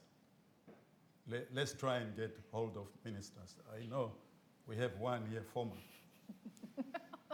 I was able to convince my head of state, President Pohamba, then President, that, Your Excellency, there is need that we put some money into the Global Fund. That's replenishment. At the time, the Global Fund was working to get to Washington for another cycle. No African member state at that point in time had put in resources as domestic funding to support the Global Fund. This meeting is taking place in Kigali, where the head of state there, we know, is chairing that group of the African heads of state. With all the powers that they have, I tell you, it will be done. What happened to Namibia? My president listened. We were the first country. When we met in Washington, it was Namibia, Kenya, and Nigeria. How many do we have today? A number of them are putting money. So it's a question of talking to our heads of state to honor the commitment. This time they already made it in January, by the way. It's a question of they must honor that commitment. Yes, great advice. Well, they always say to answer the question you want to answer, right? So I'll shift it a little bit. What I would say is, I think that, and I'm going to come back to data a few times here, I think that data and more granularity around what things cost and what result we're getting is critical for us getting more money into the fight. So today, you saw a slide with $2 billion on it. It is hard to walk up to anyone and say, I need $2 billion. But I could walk up to someone tomorrow probably and say, I need $12 million. And if you can give me that $12 million, that's the initial capital investment that's needed to put a cell phone in every community health worker's hands and pay for the data for a year. That is something that's within reach for a lot of different organizations and a lot of different countries. And you can focus on it and you can prioritize it. So, when I think about trying to mobilize more resources, again, it comes back to transparency and accountability and being really precise about what outcomes we'll get for the investments we make. Lots of great tips. And I think, Elizabeth, your opening comment about privatizing malaria and linking it to general economic outcomes, I think it is an important one in terms of it's an investment. It's an investment that for countries, for instance, Richard mentioned China, eradicating malaria. A lot of the very successful emerging economies have done that. So there are spillover benefits from eliminating a disease like malaria onto economic development. So that should be something that could attract private money, but also certainly try and convince heads of state. So thank you all. And we have another question. I think, two more questions here. Thank you. He already has the mic, so I have to go to him first. Okay. Thank you. My name is Peter Case. I'm from Bristol Business School. And I was particularly, I've got an interest here working with Malaria Elimination Initiative at the moment on operational level service delivery. So kind of fine-grained, really attending to the front line and eliminating and stopping transmission at the front line. What I'm interested in the report is, very great emphasis on the importance of management at all levels and leadership at all levels. And I would include distributed leadership to the front line and empowering nurses and clinicians. These are really critically important to the task of eliminating malaria. In my experience, I've been doing this now for a few years, and that I think is critical. The other thing that the report mentions is the importance of consulting with business schools and management experts and leadership experts and so forth. And my question is, where are the mechanisms for funding that? If management is that important, it's a struggle to actually get any support for the kind of work that I think is important and interesting and will actually help us get to eradication. But where is the money? I suppose my question is kind of directed towards Ken and I was just thinking that.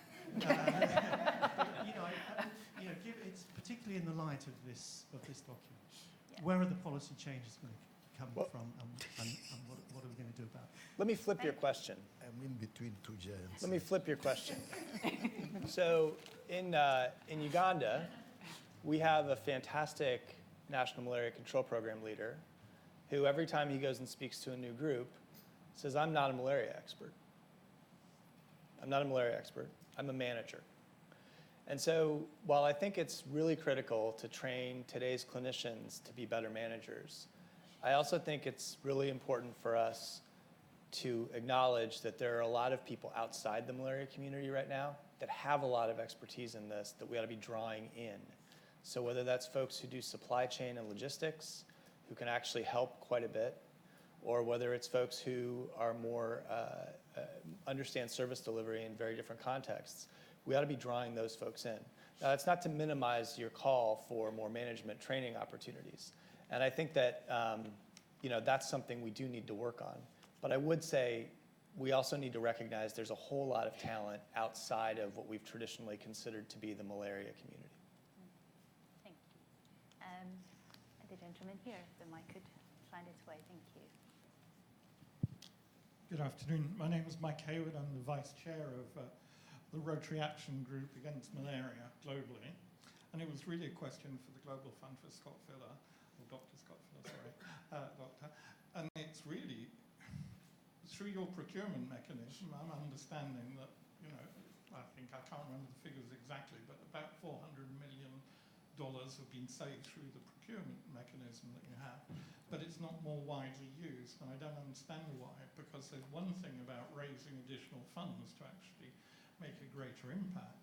But here we have something very simple, a procurement mechanism that works, that's proven, and saves hundreds of millions of dollars already, but not widely enough used, and whether you had a view on how it can be used better. Thank you. Did you set that question up, Scott? No. So thank you, Mike, for that question.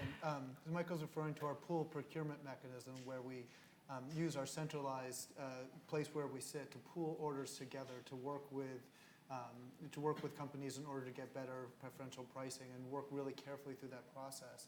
And it has saved hundreds of millions of dollars. A good example is in the bednet arena.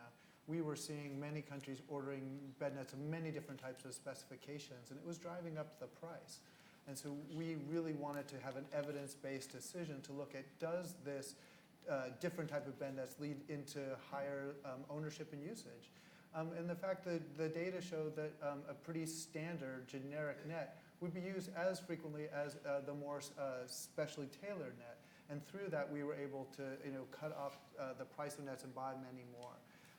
The success of that program is right now open to Global Fund eligible countries, but there is a big and frank discussion to expand that wider so that all countries, if they're Global Fund eligible, transition off Global Fund financing can still access that. And the big question would be, can all countries access this mechanism?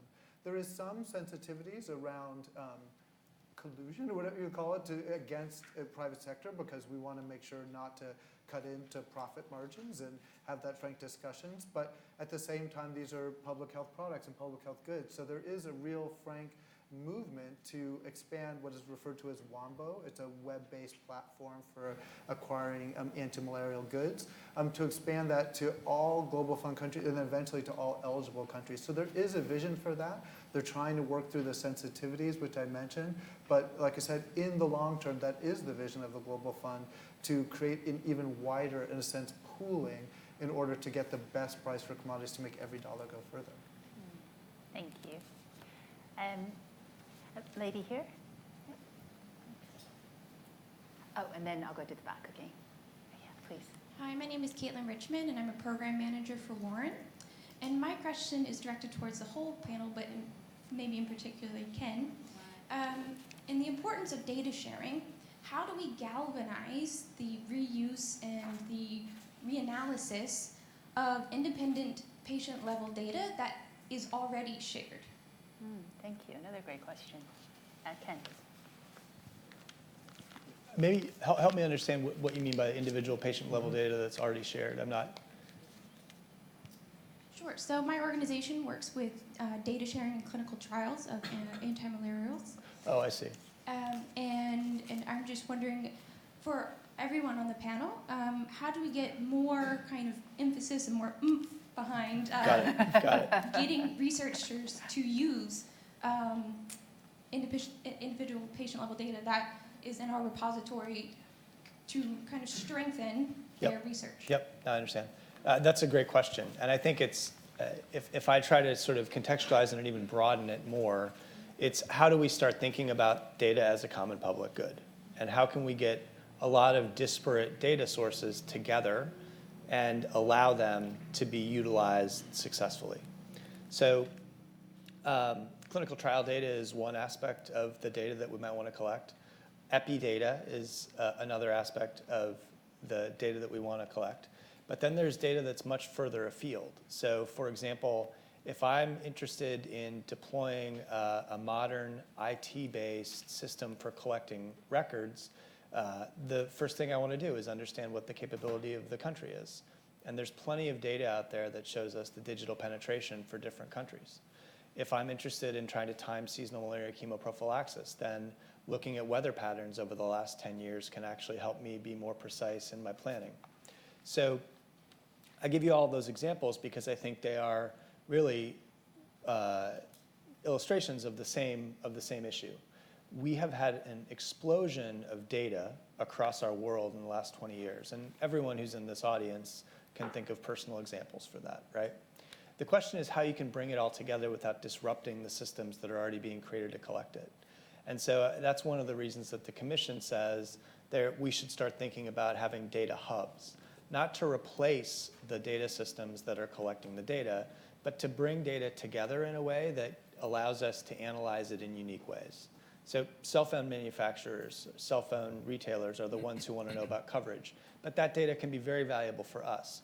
We don't need to go and reinvent the wheel. We can probably get that data and use it ourselves. So the vision, I think, when we talk about data as a common global public good, needs to be that people continue to collect the data and then allow it to be shared and then utilized by other individuals.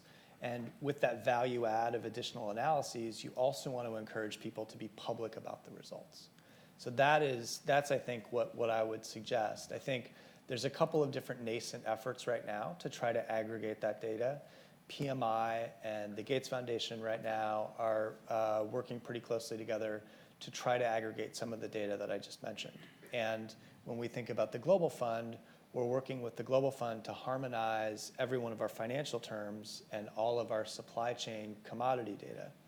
I tell you that because whatever this hub is, has to be attractive, right? You need to have other data to make your own data valuable. And so I think it'll probably be an effort among many different partners, creating a lot of valuable data that when it's brought together with other data sets can be made even more valuable. Thank you. And a final question from the back. Thank you very much. This question is for Scott. We have been discussing... Introduce yourself, sorry. Okay. Sorry. My name is Lul Lojok from South Sudan. I introduced myself before. We have been discussing with global funds because global fund identify for us one of the methods of vector control, which is using the nets. But we used to tell them that let us integrate the IRS into these interventions. And Global Fund is have been refusing. And we have a lot of problems for using the net. Okay. I don't know if you have any rationale that can convince us to that using the net and not integrating the IRS. That's a very country-specific question, which I think maybe I'm happy to take offline. But in general, the Global Fund tries to finance programs which come from the bottoms up, which we say are country-led. Of course, we want to put that in the context of any funding application gets reviewed by an independent group of experts called a technical review panel to make sure that what countries are proposing are in line with normative guidance of our technical partners, as well as designed to maximally have impact. So while we support country ownership, it's a discussion and a dialogue with the Global Fund so that we find the common ground for what a country would like to do and between the world experts would feel would have the most impact. So in that particular instance, there's always discussions about the appropriate vector control tools and methods to use within the country. As I said, I'm very happy to discuss the South Sudanese example, but hopefully, like I said, the Global Fund stands to support a country-led approach and meld that with the best evidence we have to have the most impact at hand. We're going to conclude with a round of takeaways from each of you, and I think there's been I know there's a huge amount to say, but I think if I could suggest that we'll go through the panel in terms of what would you like the audience to take away from how to think about galvanizing political will and raising finance. And if there was an example you wanted to use of how this has happened, I know that we've already heard some examples, that may also be illuminating, whether it's a successful example or a failure. It's entirely up to you. So I could either start this end or that end. Elizabeth. Elizabeth, you're going to throw it That was like a stare-off for a moment. Well, just to start by appreciating the support that countries continue to receive from the partners, and just to indicate that you are really pushing an already open door. African leaders are committed really to eliminate malaria, and we just need maybe more advocacy, more information sharing for them really to understand and to commit to elimination. Otherwise, I believe we can eliminate. And although we may be low-income countries, low, middle-income countries, there's still some resource that can be achieved from within the countries themselves. That could go a long way to contributing to malaria, to the financial need for malaria programs. Including private sources, as you pointed out. I mean, certainly that's there in a number of countries. I guess I would add is, when I heard about the commission, I volitionally wanted to join and be part of it because the Global Fund buys into this sense of urgency. Yeah. This is our moment within our generation to get this right. We have a lot of financing and investment to controlling on the path to elimination, eventual eradication, but this is the wave that we have to be successful, to convince people that this is a good investment, that the investment case is strong. To be dedicated to the cause. So I feel like there's no time to wait, and there's no sense of urgency. There's no understanding about who should be left behind. No one should be left behind. And so for me, that's what is key about the Commission report. It emphasizes how important it is at this moment in time to do the right thing. Thank you. Ambassador. Thank you, Linda. I think the campaign that is spearheaded by RBM, a partnership to end malaria, jointly with AU, that of zero malaria starts with me, would lead us in ending malaria within our generation. Together and collectively, we will end malaria for good. Thank you. Thank you.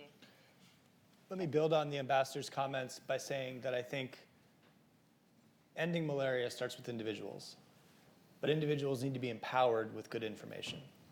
And that information can come from us harnessing the data that we're already creating. So most all of you probably walked in here with a phone. You have more power in that phone than it took to get to the moon. And so I think the case for moving as rapidly as we can to a very different paradigm for using health information and operational information should already be made for all of you. And I encourage you to advocate for it. Thank you. Now, before I conclude the panel, I actually just want a show of hands from the audience. So please raise your hand if you think it will be possible to raise another $2 billion and end up in a world where malaria is eradicated. Show of hands if you think that's possible. Okay. The majority, but not everyone, and I think this is exactly the kinds of conversations we ought to be having, is to really, I think, to mobilize. So political will comes from, obviously, a lot of it comes from the people and from private businesses. So I think it's very good. There was a mixture of hands there, because it shows that, obviously, this commission's report is extremely important to start that conversation, to get that political will moving, and then importantly, to get some private sector support as well. And I'm glad, Ken, you mentioned the moon landing. That was one of the most things I loved about the presentation, among many others. In 1969, a man walked on the moon, and of course, in 1961, it seemed quite impossible. And have you seen the movie First Man with, it was really impossible in 1961. But it just reminds me of this quote from Nelson Mandela, that when you look at something, it always looks impossible until it's done.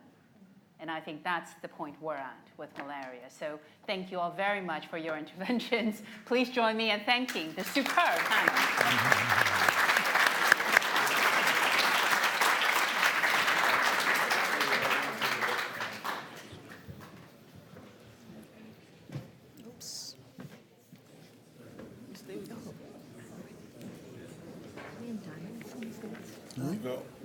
Thank you so much, panel two. I'd like to invite Sir Liam Donaldson to provide an overview of lessons from the polio eradication experience. We are lucky that he's able to join us. Okay. Thank you. Good afternoon, everybody. Picture the scene. We're looking into the foyer of the PAHO building in Washington, D.C. in the early 1980s. PAHO, the Pan American Health Organization, also doubles, as you know, as the WHO's region for the Americas. It's a drinks reception before dinner after the regional committee of PAHO. And there's a young man, first to arrive, standing in the lobby with his glass of wine in his hand. And an older man arrives, they're the first two there, and the older man goes up to the younger man, and he sees that on his jacket lapel, he's wearing a badge, a pin, commemorating the eradication of smallpox. And he takes the lapel in his hand, and he says to the young man, WHO will never again attempt to eradicate a disease. The young man was Ciro de Quadras, who of course is a great figure who was on my board but sadly died, who conquered many vaccine-preventable diseases in the Americas. The person who seized his lapel was Hafton Mahler, the then Director General of the World Health Organization. Within 3 years, the World Health Organization had pledged to eradicate polio. The World Health Assembly had adopted it. Interestingly, they pledged to do it by virtue of strengthening routine immunization systems. And at some point along the road, it turned from being a horizontal program to a vertical program, and nobody quite knows why, though it's caused a lot of trouble and controversy with two very distinct camps. one negative about the merits of a vertical program, and one very positive about the opportunity to go for a historical second and eliminate another disease. So, of all the possible public health interventions, surely a few drops provided by a non-expert into a child's mouth must be the simplest intervention. It must be. If you scale it up to look at any non-communicable disease like reducing childhood obesity or eliminating malaria, you've got a complexity of interventions that are needed to achieve it. You can't just use drops into a child's mouth to get rid of malaria. So you've got that extra degree of complexity. But despite its simplicity, this has become the most complex and torrid geopolitical drama that I've ever seen in public health. The reason for that I'll come to in a moment, but when our board was established by the Polio Partners Group, it was against a background of 350,000 cases in the 1980s and a huge successful reduction to 1% of that number. The problem was that the 1% had been there for a decade with no further change. And that was why I was asked to establish this independent monitoring board. There had never been an independent monitoring board for the program before. I think there'd been some similar organs in other global health programs, but certainly it wasn't a common idea. And so we had to formulate a role for ourselves. I think the expectation was low. I think they expected a fairly tame, toothless, number-crunching committee who didn't know much about the subject. But in fact, we turned out to have teeth and to do much more than crunching numbers. If you want a synopsis of the role of the IMB, the Commission's put together a very good panel on panel 9 on page 37 of the report. So I won't go into that in any great detail because I want to come on to talk about some of the challenges of the eradication process itself. But the idea was that we would be disbanded after the last case of wild polio virus a year after it had occurred. And I was promised, I'm unpaid in this role in order to be independent, but I was promised that I would get a badge, and the prospect was laid out that I might even get a special blazer, but that was still under consideration. So I had those things to look forward to, but 2014 has long gone, my friends. It's now 2019, and we've seen a resurgence of polio in Pakistan, in Afghanistan. Big swathes of the childhood population are blocked from vaccination and have been for nearly a year because of the Taliban banning access, and there are outbreaks of vaccine-derived polio causing paralysis in many countries of the world. So it's still a difficult time, and that narrative of 1%, nearly there, one final push, has turned out to be an unhelpful narrative. But I can understand why. You need to keep the optimism up. You need to keep the fundraising up. For every year the deadline on polio is missed, it costs $1 billion. And that's just for the program itself. It's not for the billions of dollars being spent in countries that have been polio-free for a long time in order to keep polio out should there be an importation of the virus. So our committee has systematically been a good deal more pessimistic at every turn in the progress of the program than the program itself's self-assessments. And the performance has been slightly more pessimistic than us. So we've tried very, very hard to be realistic and not get caught up in the fervor that can occur when you are starting to get close, as you think, to eradicating a disease. So the functions of the independent board are, in that terrible cliche, we speak truth to power. So we've, for example, in 2014, described the Pakistan program as a disaster. We were given torrid criticism. The report was nearly rejected by the Pakistan government. We were criticized right, left, and center. And now people wistfully say, couldn't you say something like that again? Because it did so much good the last time. But we do talk truth to power. We're diagnostic on the functions and barriers to progress.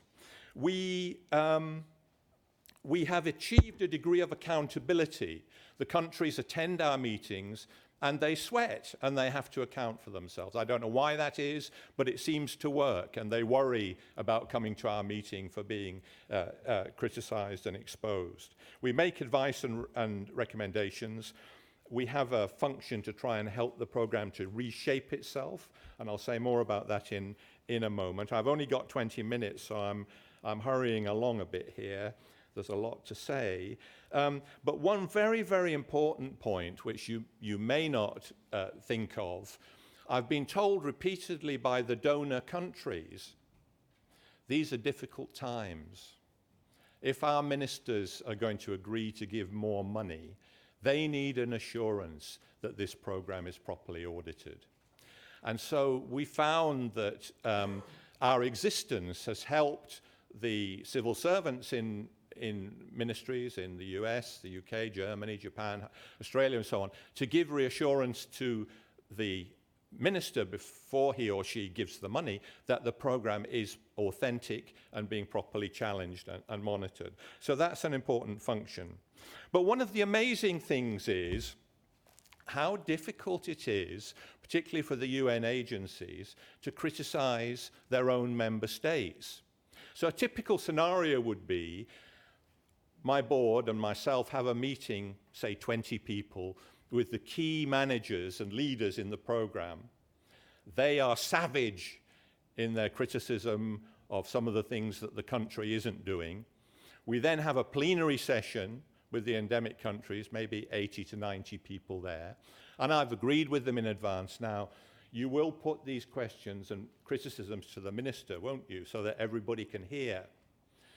We then hold the plenary meeting, and they make very flattering comments and praise the minister's commitment. And I come out and I say to them afterwards over coffee, why did you do that? Why didn't you say what you were saying? Well, it's very difficult for us to, very rude and difficult for us to criticize one of our own governments of our member state. We've had to accept that, but I can't tell you how many times situations like that have developed. So one of the things we do is you have to be able to, you can look at data, the program's data, that's very important. You can talk to them, but you have to also have soft intelligence. The engine room of any organization is not the top leadership. It's those people in middle management and down at grassroots level. And we have to find a way of tapping into them in a secure way, in a confidential way, but triangulate so that you're not being manipulated. But when we find trustworthy sources, very often they'll say, well, you're not really quite being told the right thing there by our bosses. This is what's really happening. So we're able to bring that perspective into play. But you've got to do the job properly if you're going to have independent monitoring at all. You can't have a secretariat paid for by the WHO, and you've got to have an independent secretariat. You've got to have a chair that's prepared to do it for nothing. And rather idiosyncratically, I write the reports, I get the members on board, but I wanted to do that so that it had a single authentic voice that was saying these things. So I don't delegate it to a secretariat. I try and deal with it myself. Not everybody would take that approach. So the structure of the of the polio program is rather unusual. The GPI, the Global Polio Eradication Initiative, consists of a number of spearheading partners: WHO, UNICEF, CDC Atlanta, Bill and Melinda Gates Foundation, Rotary International, and latterly, because we recommended it, but it was resisted for a long time, Gavi. So the structure is it's an unusual in that it's an organizational entity into which power is ceded, so that the organizations, you don't always have to have the people representing the organization go back to their organization for permission. They can take decisions. The other thing is that the resources are pooled into this entity. And rightly or wrongly, the money is given fairly unquestioningly. It's given in to deliver a strategic plan, but nobody really, none of the donors check up how their money is being spent in any sort of detail. So there's a lot of freedom to do that. And therefore, there is a place where you can say, one of the most difficult things in most global health programs is to say, is to answer the question, who's in charge? Because there's nobody in charge, really. But here, you can say who's in charge, and you can say, you know, you're accountable. Why are these numbers going the wrong way? Please explain. So that helps a great deal. So if you look at what I think the key elements of this eradication program, polio, is, I pick three, and you could probably correctly put them on a Venn diagram. The first is you have to achieve technical excellence. The polio program has not achieved technical excellence comprehensively at any point, and it still isn't today. It's very, very difficult. And some of the truisms of organizations and human behavior include it's virtually impossible to spread good practice. People, for some reason, and this is heavily dealt with in management and social science textbooks and articles, people don't like adopting something that somebody else has done, unless it's a piece of equipment or technology, which people lap it up without properly evaluating it sometimes. But if it's a behavioral, a set of behaviors, they don't copy it. It's difficult for them to do that. So technical excellence is the first. Politics is the second. And that's often misunderstood, because we get endless declarations of political commitment, and of course that's important. But what you also need, vitally, is political alignment. Right down the country, down to the local politicians, to the tribal or religious leaders in relevant context. You need that alignment, and you need everybody singing from the same hymn sheet. Everybody committed. That's extraordinarily difficult to achieve. But sticking with the politics, the most difficult thing to achieve, which if it could be achieved easily, we could all go home and the diseases would eradicate themselves, is this peculiar, amorphous, indefinable, vague concept of ownership. When we started, we had 4 endemic countries: India, Pakistan, Afghanistan, and Nigeria. Everybody said it was impossible to eradicate polio in India. It happened.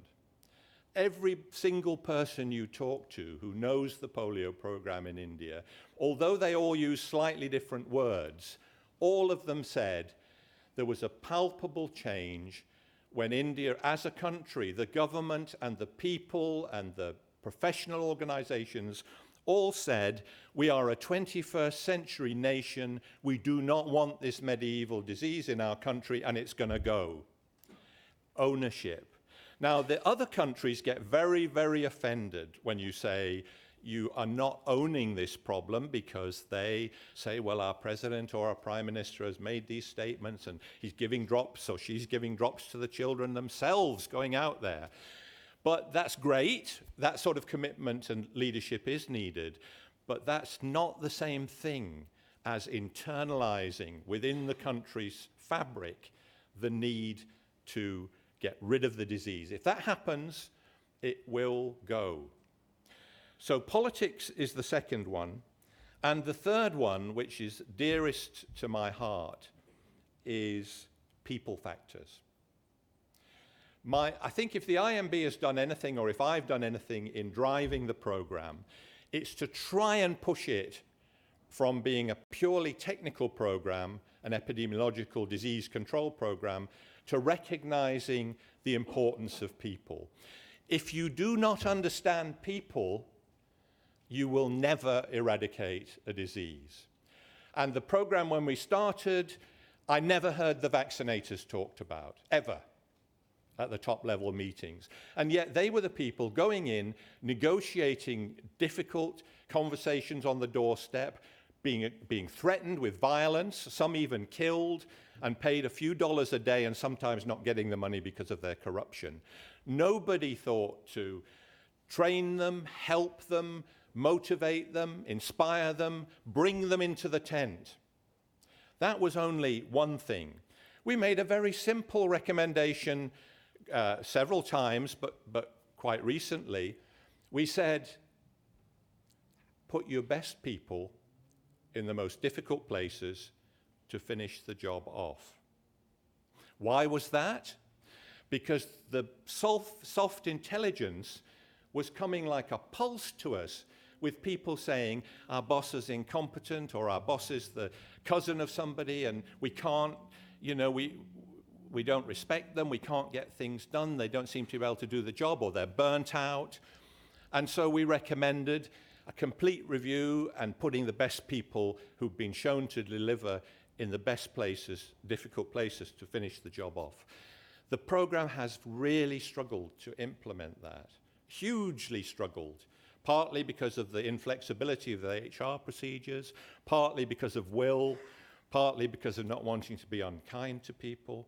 So all of those factors come into play on the people side. There's another point there, and I'm sort of coming towards the end of my time. Polio is most likely to occur in communities with no fresh water, no sanitation, no public health services, no education services. The polio vaccine is most likely to be rejected in places with no fresh water, no sanitation, no public health services, no education services. Why is that? Because the populations are desperate. Their governments, as they see it, is doing nothing for them. They have needs, and deep-seated needs, and their only weapon of protest is to reject the polio vaccine, and so that's what they're doing. Now, we raised that with the GPI leadership, top leadership, and I invoked the name of the great British epidemiologist, Geoffrey Rose, if you remember. He talked about not just the causes, but the causes of the causes. So the cause of children not being vaccinated might be that people are rejecting the vaccine. But then if you ask what's the cause of the cause, why are they rejecting the vaccine, then you find a root cause that you can take action on. So we explained that to the leadership at a meeting, and their reply was surprising. They said, "We've always known that, but we're a technical program and it's not our business to deal with things like that." So if you want to choose a program which is well-funded, where there are huge statements of political commitment, then, and which is badly needed and a global priority, then choose routine vaccination, essential vaccination. There's a plan, but there's no accountability and there's no independent monitoring. Look at the results. Lamentable performance over the last decade in achieving high levels of routine immunization. So you can have a malaria eradication program without accountability, not being able to say who's in charge, not having any independent view of it, and it might go the polio way, which has been, reasonably successful. We're not there yet. Or it could go the routine immunization way and languish in the lower levels of performance. So that's my view. I'm sorry to have been a little bit provocative, but if you're going to do this, your program shouldn't be in a permanent state of being. It should be in a state of becoming. So that's all I've got to say. Thank you very much indeed.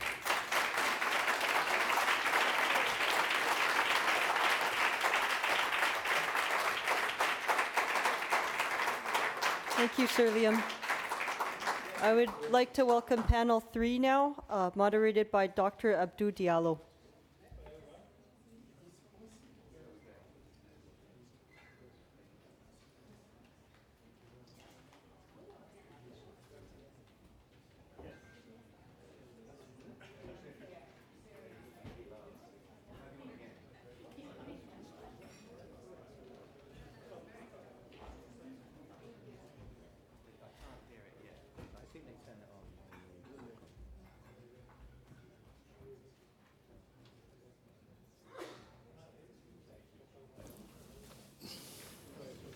I've got good luck. I've got Scott's chair. I'll be all right.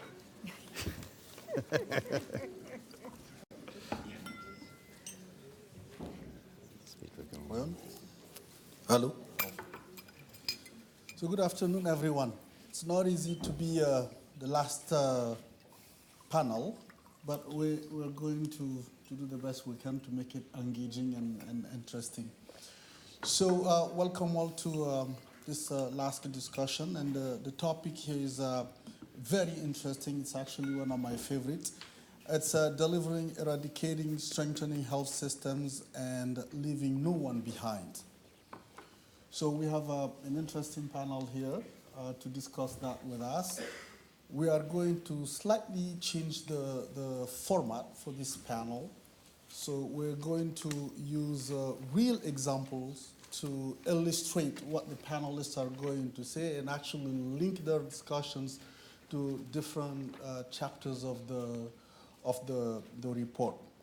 But before then, very quickly, as you all know, as many of you know, a tremendous progress has been accomplished since 2002 in the fight against, since 2000 in the fight against malaria, with 7 million lives saved and 1 billion new infections prevented worldwide.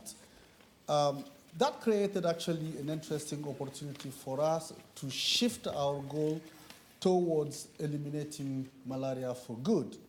With that said, we all recognize that there are still challenges, especially in countries with highest burden, highest transmission rates. We also recognize that investing in fighting against malaria has the potential of strengthening overall health systems.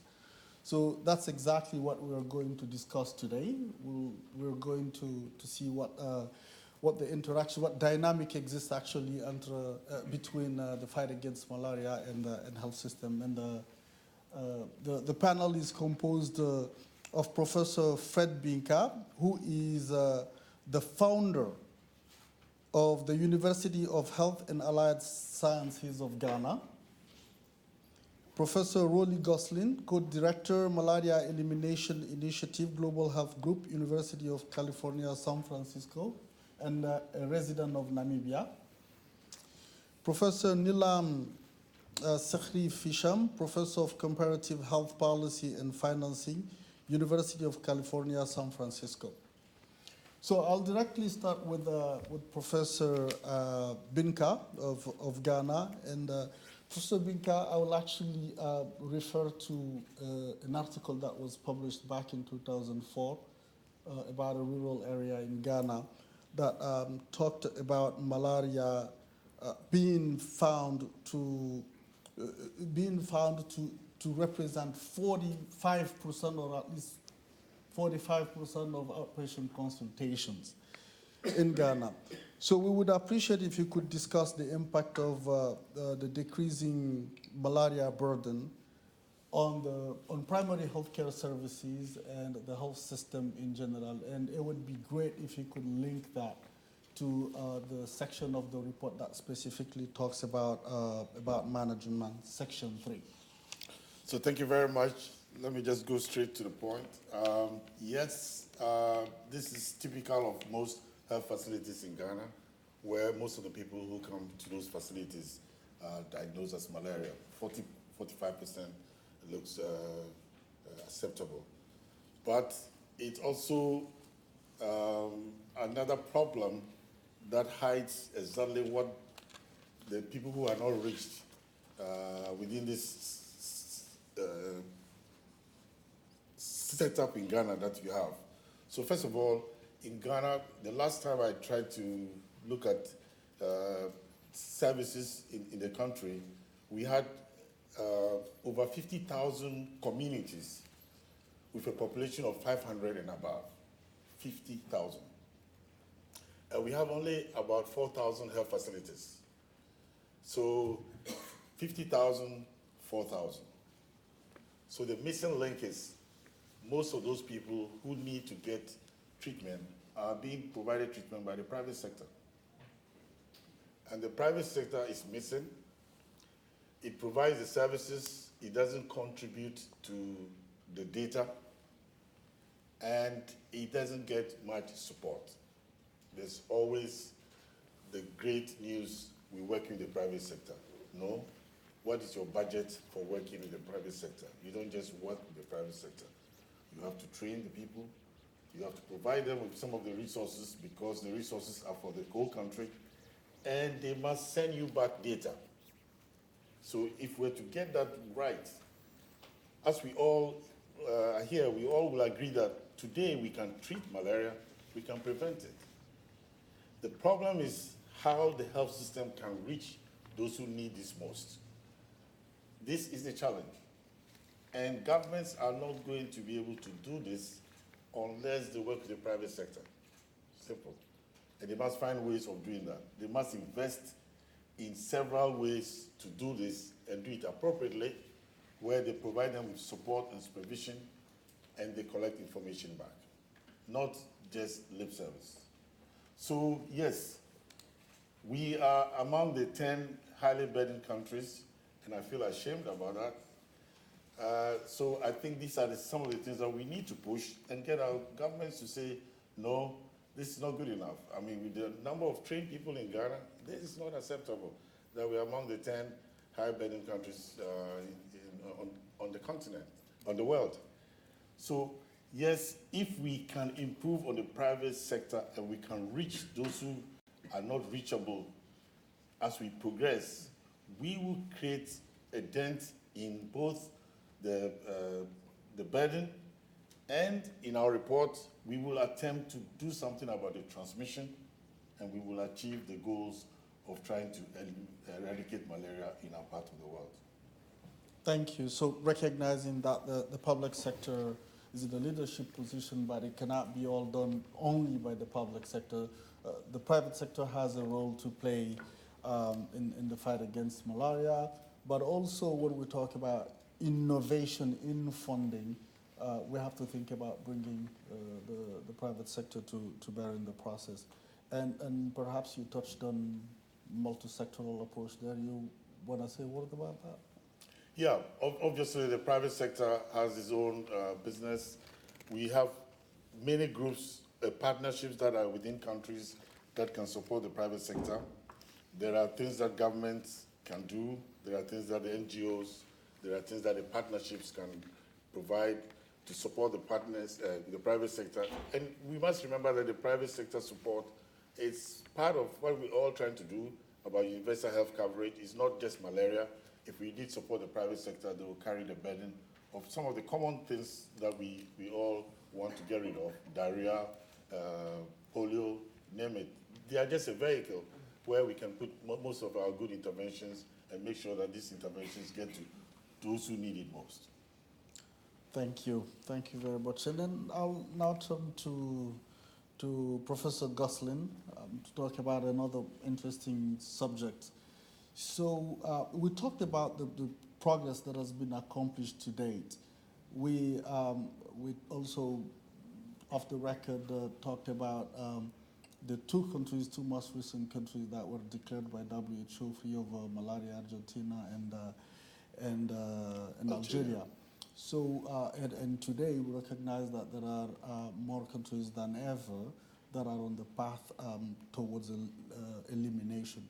So how do we make sure that those countries do not experience resurgencies, especially that those countries are going to transition away from the major sources of funding?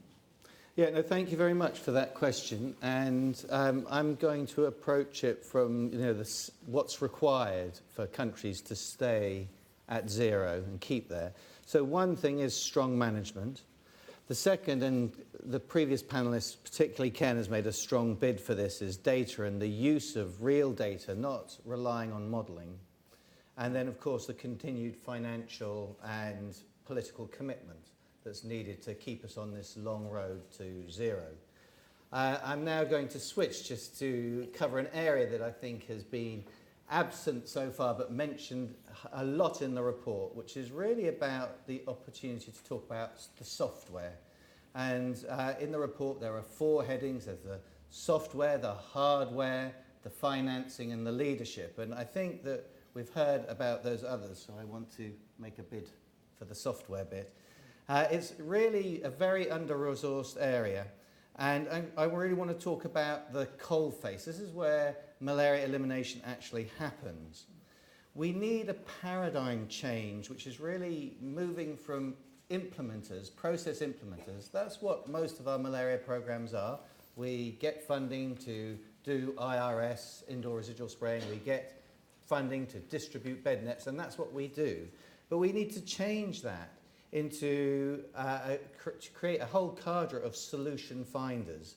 And when we're talking about this, we're talking about the solutions of the many and specific challenges that we face to make progress, whether that's in a controlling area. We hear in the high burden countries we've come to a stalling, and in the elimination areas it's particularly important to really seek specific solutions to specific problems.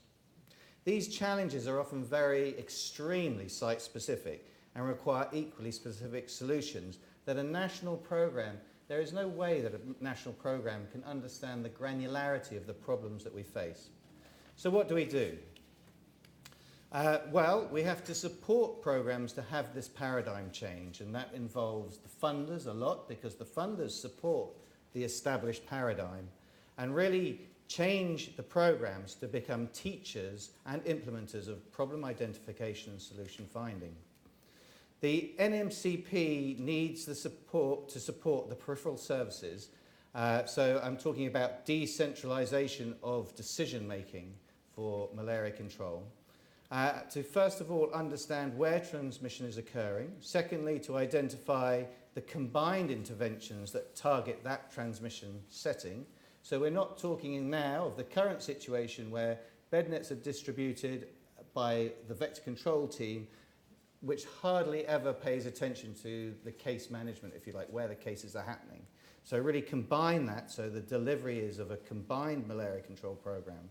And then work with the local implementer, most often the Ministry of Health, but other implementers are working, with the affected communities, to help the combination of those to choose interventions, implement and evaluate, and iterating when necessary. Nobody believes that it's a one-size-fits-all anymore. Well, if they do, they can stand up at the end. So the second bit then is to empower these districts and communities to be able to make decisions. And they need pretty basic skills, but they do need those skills. And I can't remember who we heard, but somebody said something about, Ken, getting managers in. But you're not going to get millions and millions of managers into these peripheral areas of a health service. They're really quite desperate, as you know well. So these people need to be taught pretty basic skills to talk and listen to each other, to work together to identify roadblocks and solutions. And then thirdly, the advocacy element, to mobilize the community resources through local political discourse. And I think that comes to a point that Sir Liam Donaldson was making. Easily said than done, isn't it, that? But we have done some pilots, and my friends and colleagues tell me, this cannot be done in Africa. You can't, there's not enough resources at that district level. But my reply to that is, yes, there are. Africa, like malaria, is highly heterogeneous, and there are high-performing and low-performing health districts everywhere. And our pilots in Zimbabwe, Namibia, Eswatini, and Vietnam really show that this is possible. And I think this is where the bang for the buck is. It's pretty low cost. It's very health system strengthening. This kind of software change helps with the immunization campaigns, the child health clinics, all those things. Anyway, I will end with a reminder that malaria elimination will happen in the individual affected communities, and that's where you find the highest commitment to get the job. You don't find the highest, most committed people to eliminate malaria sitting in the National Malaria Programme. You find them in the affected communities. Importantly, mechanisms and strategies to involve participation of communities and other local stakeholders that improve the local private sector. And the local private sector can be the traditional healer. It can be anyone who's providing the care that's not in the public sector. There are also specific influential or high-risk groups like fishermen who come from another country sitting on the banks with all their malaria. They have no access to health care at all in those countries. The military. But these mechanisms exist. They exist today. They were invented in the 1970s, used in social development, political development. But we don't use them in healthcare. And we need to start that. We need to do that in health. We need to do it in malaria. So what I'm providing isn't the cure-all, but I'm giving you an example, of which there are many in the report, of tools that are available today that we could implement much more seriously, and we would make huge gains in malaria control. It's the fact that we are conservative in malaria control, and we do what we did last year, which is what we've done for the last 20 years. Thank you, Professor. So you're actually talking about a change of paradigm here, thinking outside the box, getting out of that routine service delivery and being a little creative here.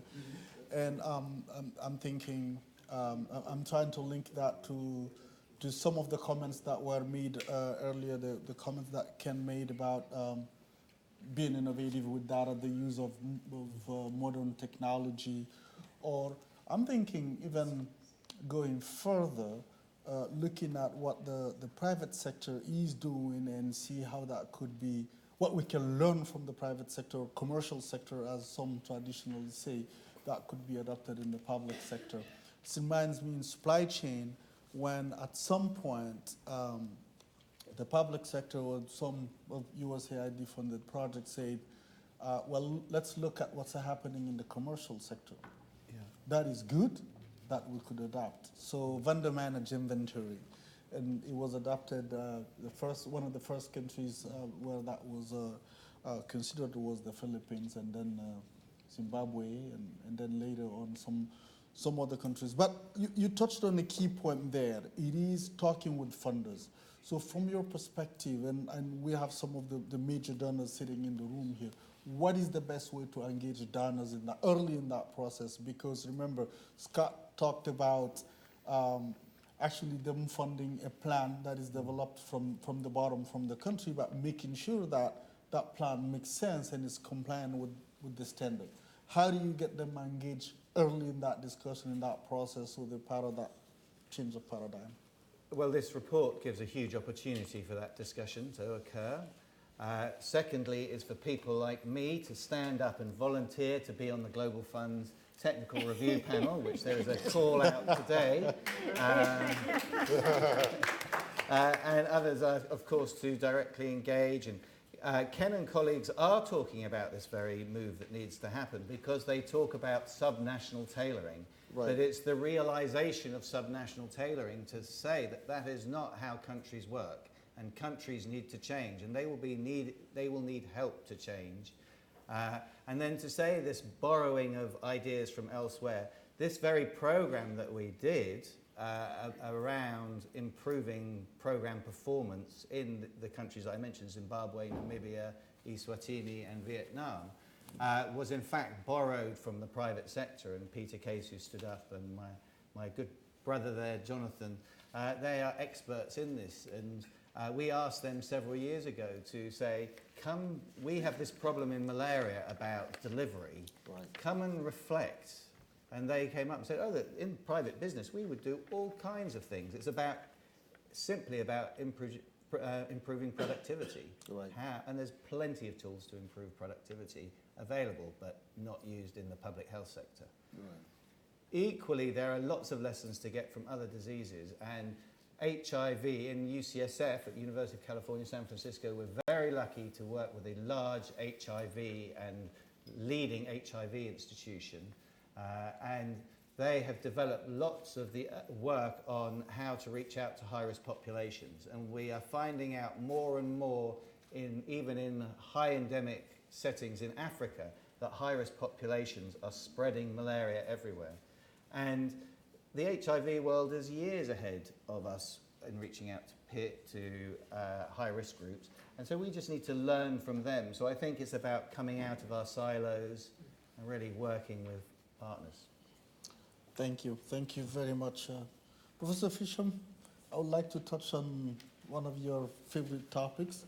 So the synergies between health system strengthening, universal health care, the fight against malaria. So it is generally considered that eradicating malaria contributes to the achievement of sustainable development goal. It's actually investing in development, and it is a step towards universal health coverage.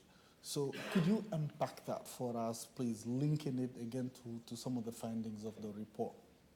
Sure. Thank you very much. I think I'm going to be saying some of what Fred and Rolly have already said in terms of what we looked at in looking at the software of malaria eradication.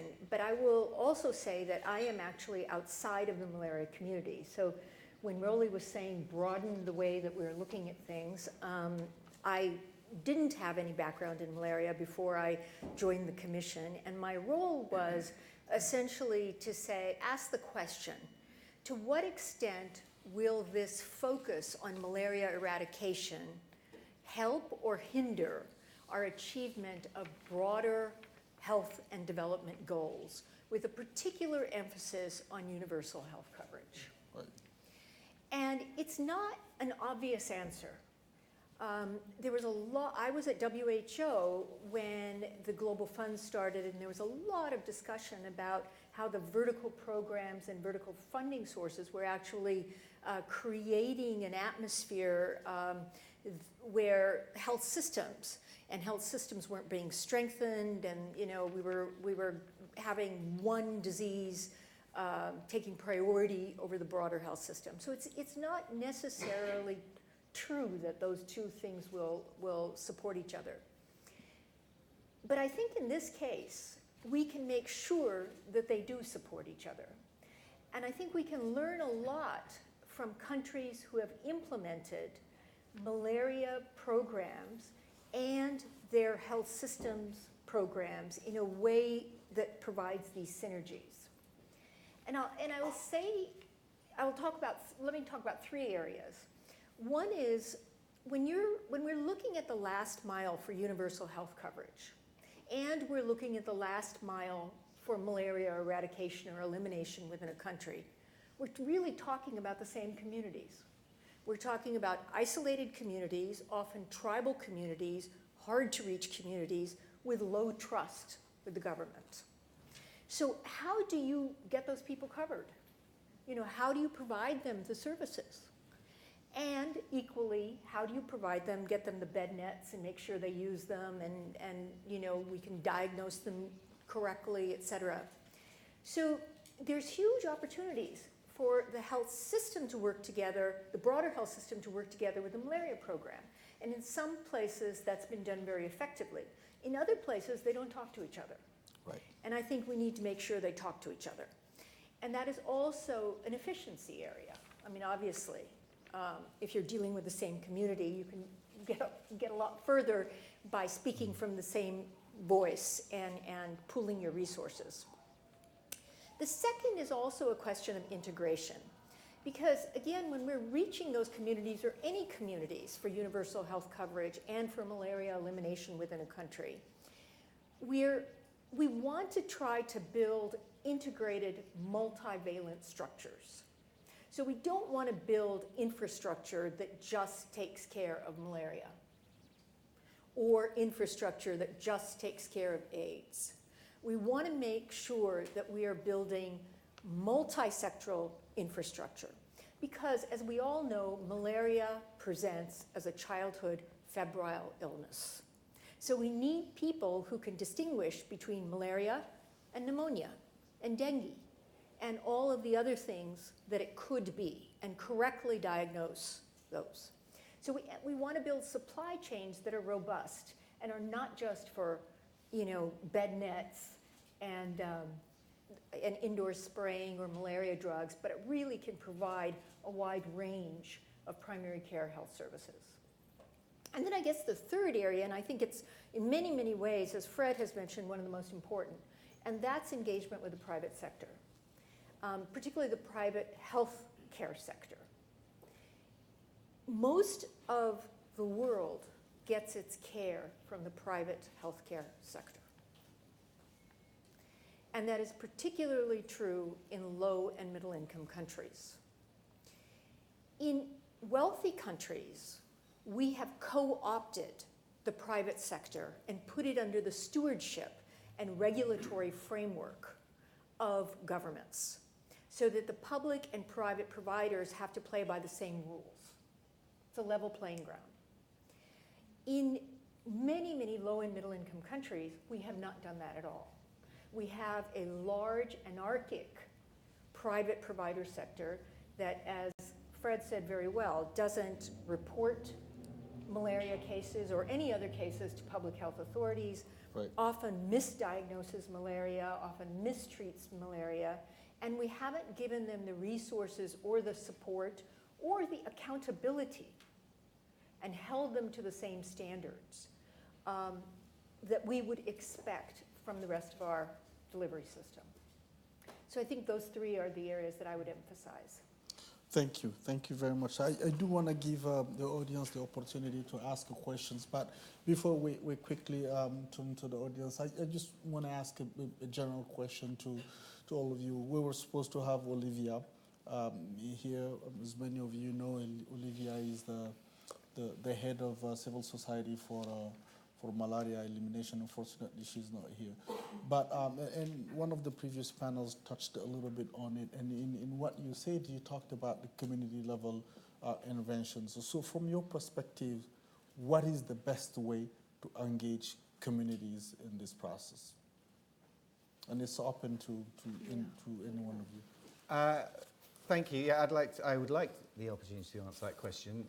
So I've kind of talked a lot about that's where malaria elimination is going to happen. It's going to happen in the affected communities. And I think that we underestimate what community engagement is. It's often misproposed as information being presented to affected communities or BCC, behaviour, change communication. Change communication. So that's one kind of misinterpretation of what community engagement is. Another one is we have community health workers. That they are very important parts of community engagement, but that is not community engagement. Community engagement is a discourse with the community about why they have malaria, what is their behaviours that put them at risk from malaria, what would be acceptable to change, and how would it be best for those people to interact with the prevention tools we have. There are some very, very excellent models of community engagement. There are also models of how you involve representatives of the community with the decision-making process that districts implement in an annual way, an annual planning event which includes those communities. Every grant that goes to PMI and to the Global Fund has a section on community engagement, and it is always filled with low priority, little things that probably have very little effect. So community engagement is another area where we can really expand into learning lessons from other fields, like water and sanitation is a good one. Yeah.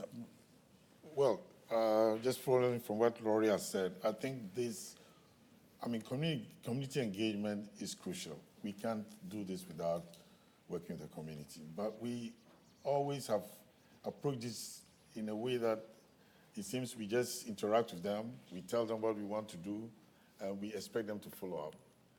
We started some community efforts in northern Ghana.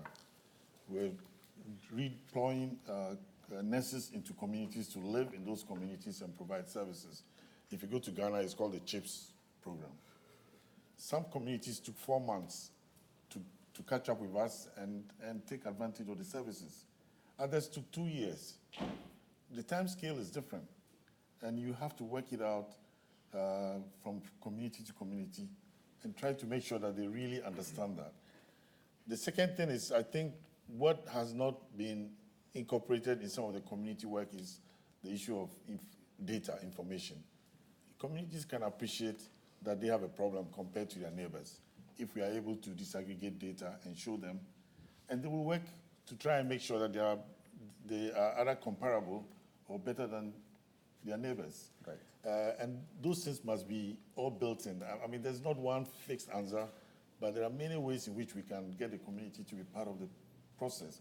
We should remember that they also have an understanding of what they want to get out of whatever program you have brought there.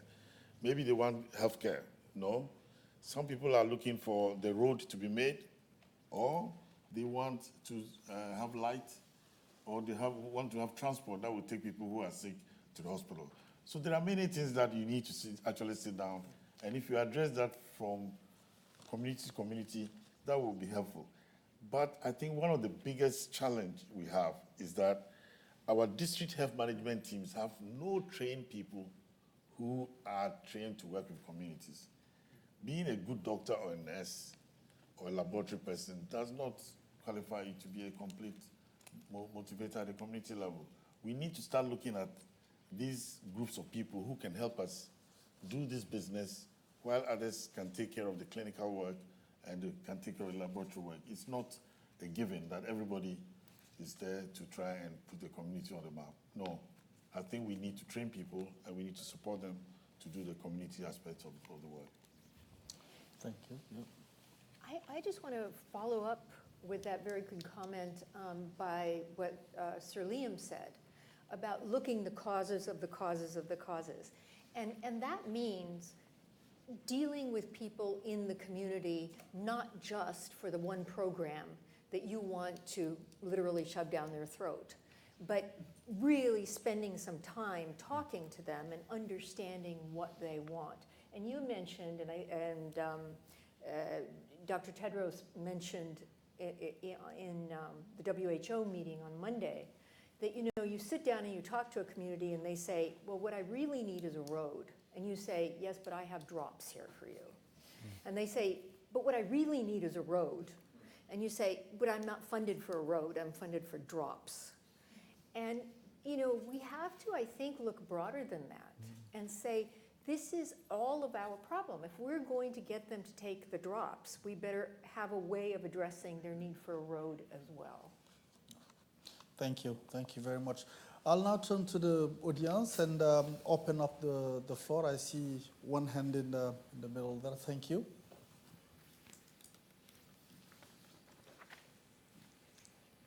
Thank you. So my name is Iya Konde. I'm from Guinea and a master's student from LSHTM. My question is, as you said, addressing the issue is not supposed to be from one angle.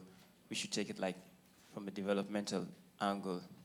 And you also mentioned that probably one of our issue is we've been conservative in addressing malaria. So I've been listening throughout, but my question is, where does housing fall in the strategies of eradicating malaria?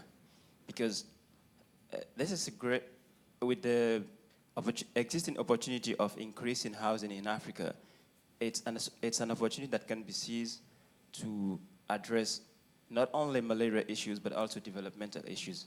So, I think I've been hearing assumption that funders, mainly Global Fund and PMI, are not so willing.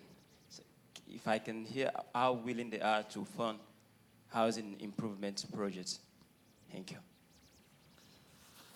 Yeah, so yeah, I can open that question up to any of the panelists, but just to put what has been said in context, is so basically when you invest in saving lives in the various components of a malaria prevention control program, so it means contributing basically to development and to strengthening the overall health system. When you train people, you actually train them for the overall health system. When you build an infrastructure, the overall health system should benefit from it. When you design and implement a supply chain, it's not only for malaria commodities, but it is for essential public health commodities. You strengthen the central medical stores, it's the same thing. So whatever investment you do, malaria could be the entry point, it could be the vehicle, correspond to user resources where they're available to strengthen the overall system. So definitely contributes to strengthening the overall system. With that said, there is something, and I think one of the panelists touched on it, that is critical to the fight against malaria. It is that multi-sectoral approach, basically going beyond the health sector. And you rightfully said, you rightfully actually expressed that. Better housing with the screening would reduce exposure to malaria-carrying mosquito. So that, I'm sorry. So in some of the previous discussions we had till now, we've been encouraging malaria smart investment, basically. If you're investing in agriculture, you have to make sure you increase productivity without undermining the gains that were done in the fight against malaria. Improving infrastructure, access to electricity, so forth. But I'll let the other panelists say something. Yeah, that's a very good question. We all are aware that you will do well with malaria control and elimination if we could improve housing. But we also know that the cost of improving housing is not something that you can just take easily. It costs a lot. There are just too many people who need good housing, and you couldn't expect the Ministry of Health to champion that. But as the moderator has said, Abdullah has said, the approach would have been to try to develop the system. I mean, if you're talking about the health system, and we are working on a multi-sectoral area, then while the health group is putting in the technical information on the disease-specific issues, we have the local government that is championing this, and is looking at the road sector, is looking at the education sector, is looking at the agricultural sector, and is looking at the housing sector. Sanitation, name it. All these work together, but we still are not yet, in most of our countries, completely decentralized. So we have the Ministry of Health issuing instructions from the headquarters right down to the district level. The district has, in Ghana, we call them 23 decentralized agencies, and you can name them. They're supposed to work under the local government, but they don't. Everybody is working in a vertical manner, and gets to his own area. If health wants something done to support the health system, the other sectors expect you to put the money down. It's not that agriculture will budget to look at the health needs of the farmers or even of the extension officers that are working there. So that's a huge problem. It's not a very easy problem. But if we get into truly decentralizing, looking at districts, looking at geographical areas with a unit of governance, then we could look at all those issues, that you don't only create a vertical malaria program, you're looking at the persons, you're looking at the health of the children and the people who live there. But that challenge is still there, and I'm sure there are areas where these things have been done very well, but we've not started yet in most places. Thank you. Any other question on the floor? Yes. Namin Bond from the Malaria Consortium. Listening to this fascinating discussion and keeping in mind the expertise both in the room and on the panel, may I just build on Fred's comment and ask that, so I get it about the challenges of building a centralized system within country. So now let me ask that over the decades, we've built centralized international above country organizations. And these organizations clearly recognize all the things we've been saying about getting integrated. So what are the opportunities to build integrated systems at this international level? Above country. Above country. So, first of all, can I try? Yes, sir. Yeah. I think that's a real important issue you've raised. We've had many international meetings like this where we make lots of agreement on the way to go forward on an issue. You just have to arrive at the country, and the different partners have a different take on what needs to be done. UNICEF has its own ideas what needs to be done. WHO has its own ideas. UNDP, name it. There is usually, we have a problem with getting the agreements or the ideas we have at the international level to trickle down onto those partnerships that you require at the country level to make the move. I give you a very simple example that has plagued personally, my own personal experience. We have been fighting for money to be included, research money to be included in providing services. I mean, you cannot implement anything without some research. We all agree on that. And we had agreed on percentages. I think it was 2% or 3% by the partners, and the country will add 3%. We've been trying to get the partners at the country level, since they support the ministry, to put their proportion of the money there first, and then put the pressure on the ministry to what? To contribute this money. It's never worked. The first reaction is, okay, we know it, we know the bed nets need to be delivered. We don't need to do any more research on the bed nets. So we bring the bed nets and then we distribute them. And we all see the results that we get. Sometimes we are successful, and other times we're not very successful. So I think that's a challenge. It's a real challenge. And I don't know how that will be resolved, but we can start by saying that as we all come to an agreement on the way to go, we need to make sure that this information trickles down to the country level, so that we're not saying different things when we work at the country level. And maybe Abdul should be able to tell us, since he was working with USAID. Yeah, so, yes. So let me step out of my moderator role a little bit and participate in the debate, because it's a very interesting topic. So I always say, and many of you know, that I was the Minister of Health of Guinea during the Ebola outbreak, and I always say that there are a lot of lessons learned and still a lot of lessons to be learned from Ebola. So I think the best way to approach that would be from the functional angle, from the functional perspective, and I'll give you specific examples. When the outbreak happened in West Africa, started in Guinea, went to spread to Sierra Leone, Liberia. You know, we all know what happened worldwide.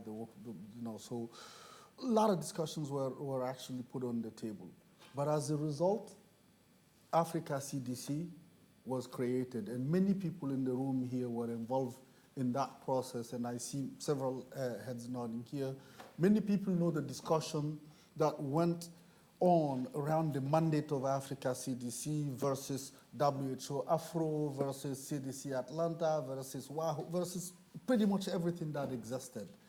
And I actually sat on the board of Africa CDC. So the approach that was found was to look to define the mandate of Africa CDC around functions.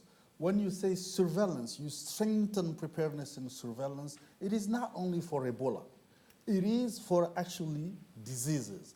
When you strengthen laboratory services, laboratory capacity, it is not only for Ebola.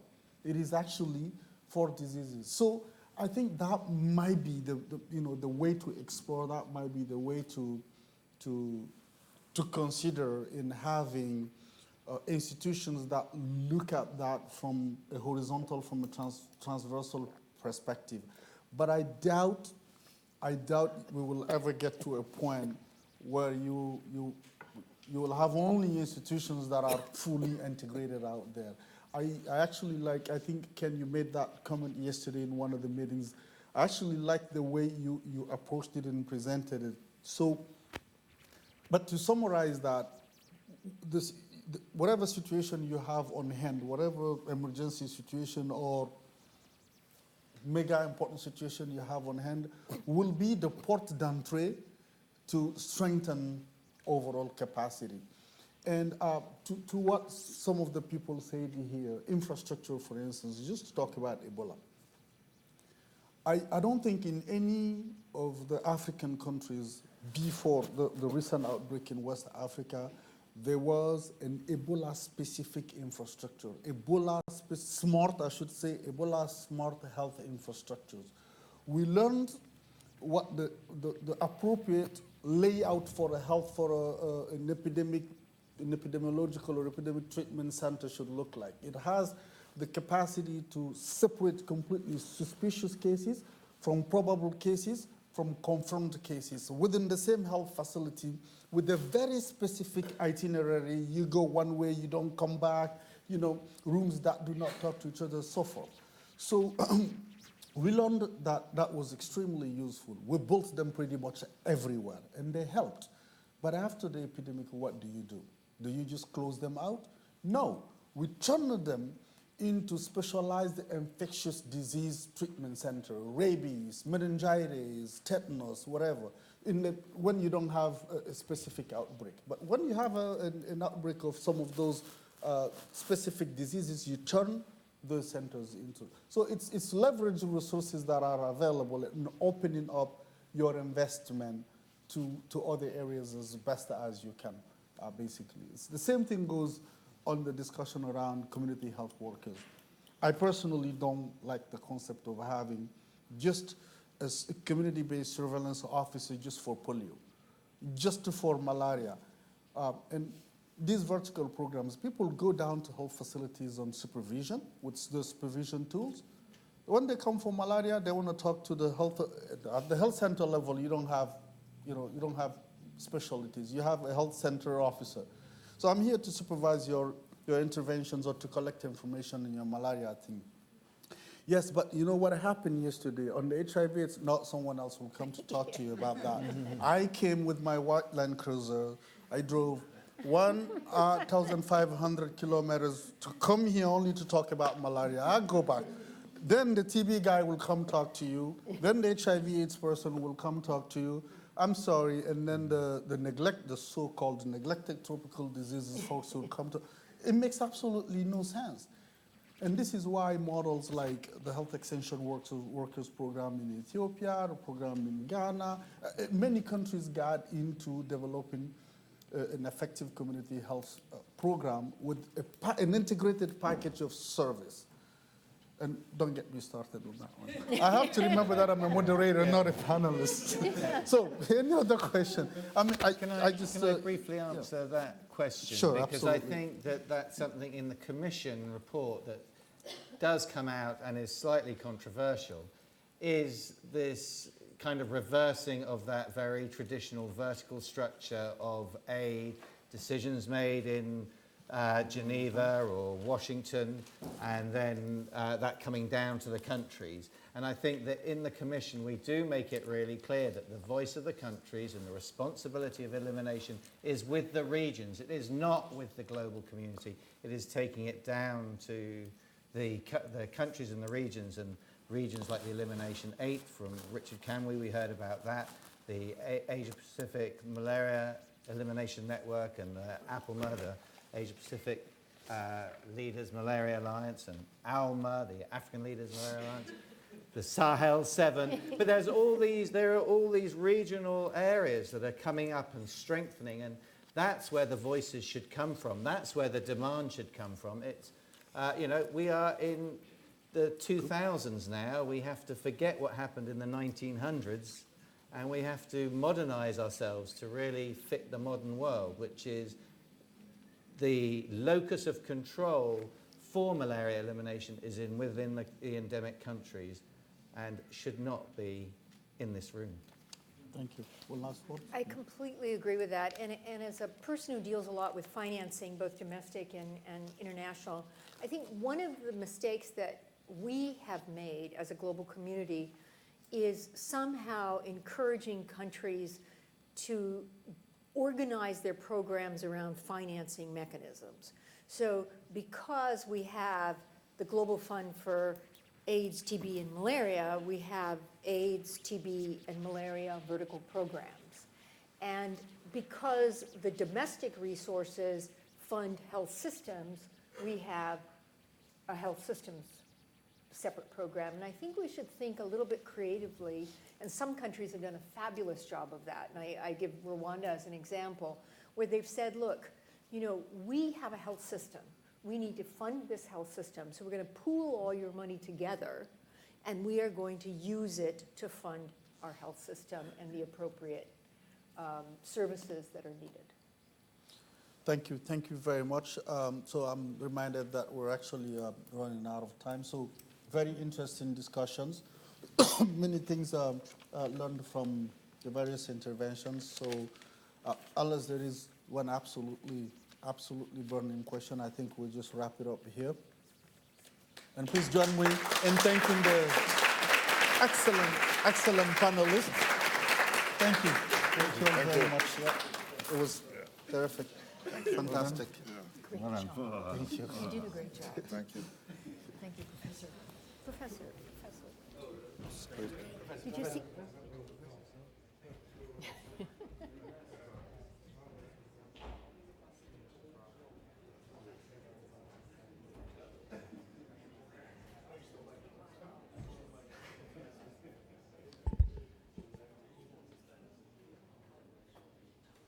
Well, we now have a surprise appearance. Richard Horton has been with us all day, sitting quietly at the back of the room. And Richard, would you like to come up and say a few words to us and to acknowledge the incredible support that we've received from Richard and his team at the Lancet during this whole process of preparing and publishing this Commission report. So Richard, over to you.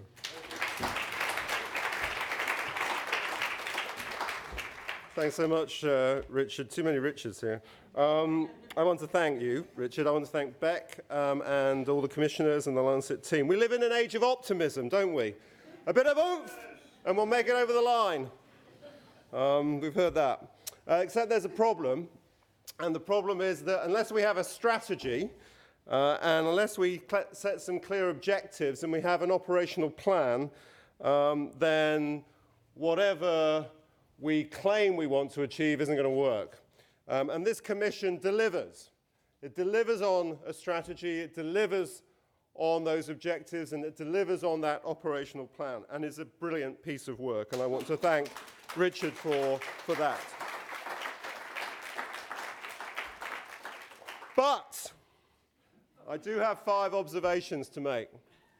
The first one is that please do not assume that everybody agrees with you, even in the global health community. On September the 3rd, I received an email from, I'll keep his name anonymous, but a very senior, and I mean that in terms of his professional reputation, member of the United Kingdom global health community. And he writes, at the risk of being accused by all of you, the malaria community, of being pedantic, malaria eradication is a misnomer and an inappropriate use of the word eradication has been applied. And then he goes on to say, having a little dig in a part of the world that won't be surprised about, if a correct terminology was used and the elimination of malaria as a public health problem would be the most appropriate and realistic goal, but this, of course, would mean various enterprises supported by Seattle would be out of business. There will be skeptics. There will be cynics who look at what this commission is doing and don't buy into it. And even people in our community, if they don't buy into it, it tells you that this commission is saying something provocative, important, and in need of being defended as we take it outside of this room. A second observation is that global health is subject to fashions. It's the ultimate fashion enterprise. And it sometimes feels, to me as just an observer, that malaria is old news. It's part of the MDG era, and it just simply isn't exciting enough.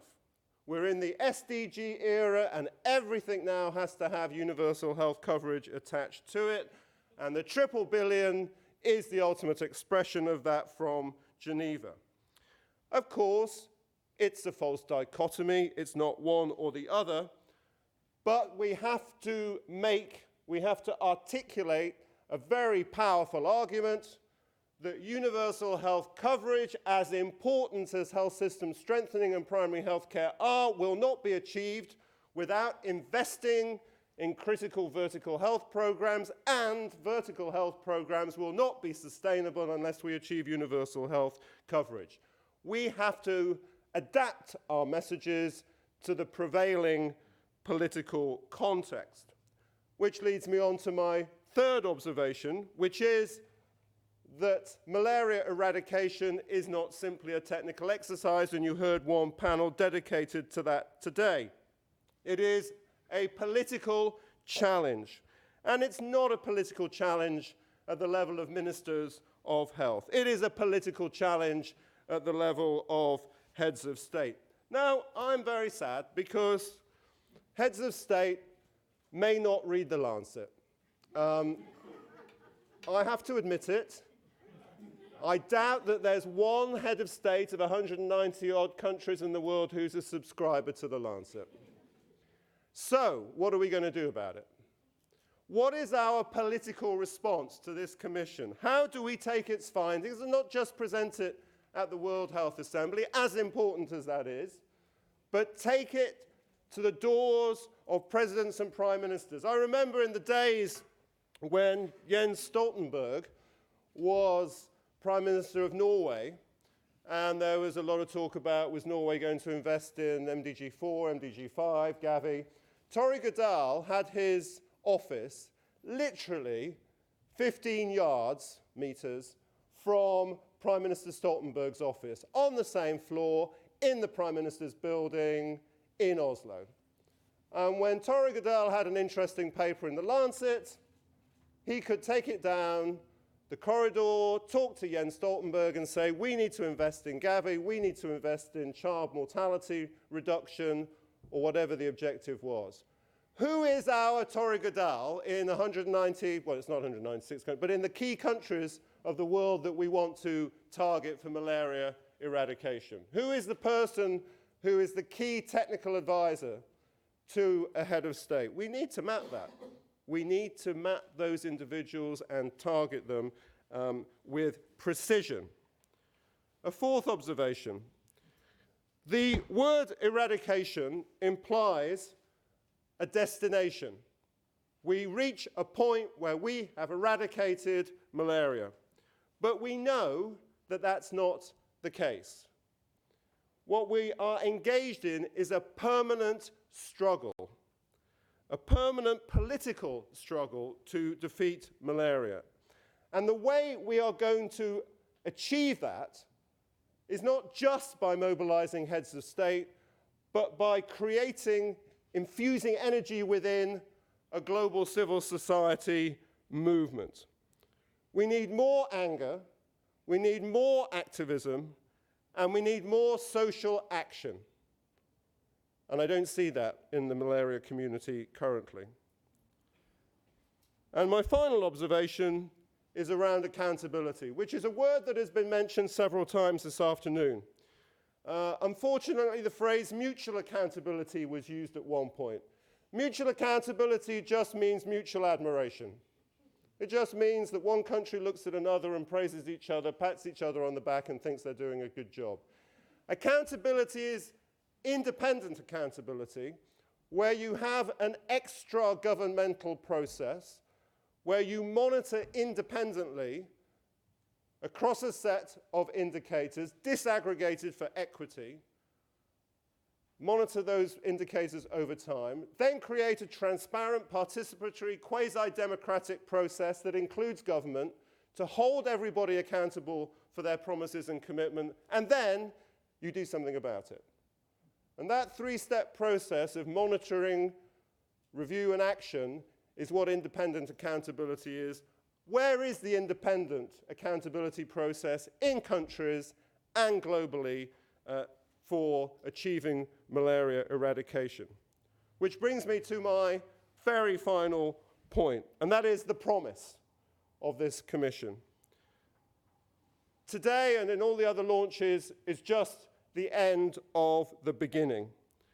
Richard and I have talked, and we are committed to establishing a standing commission, a permanent group that comes from this work, that will be committed to realizing the objectives and the conclusions and the recommendations from this work.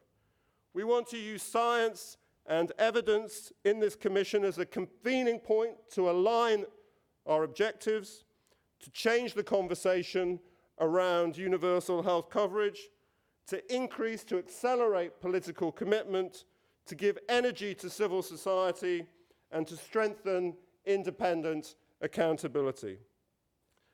Today, and at every other launch, is a very special moment. Don't waste this opportunity. You won't have an opportunity like this again for some time to come.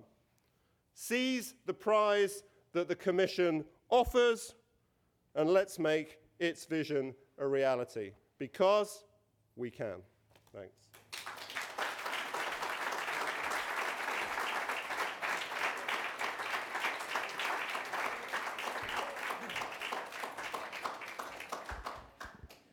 Well, thank you, Richard. The only task more unenviable than speaking after Richard is speaking after Richard and right before a glass of wine and something to eat.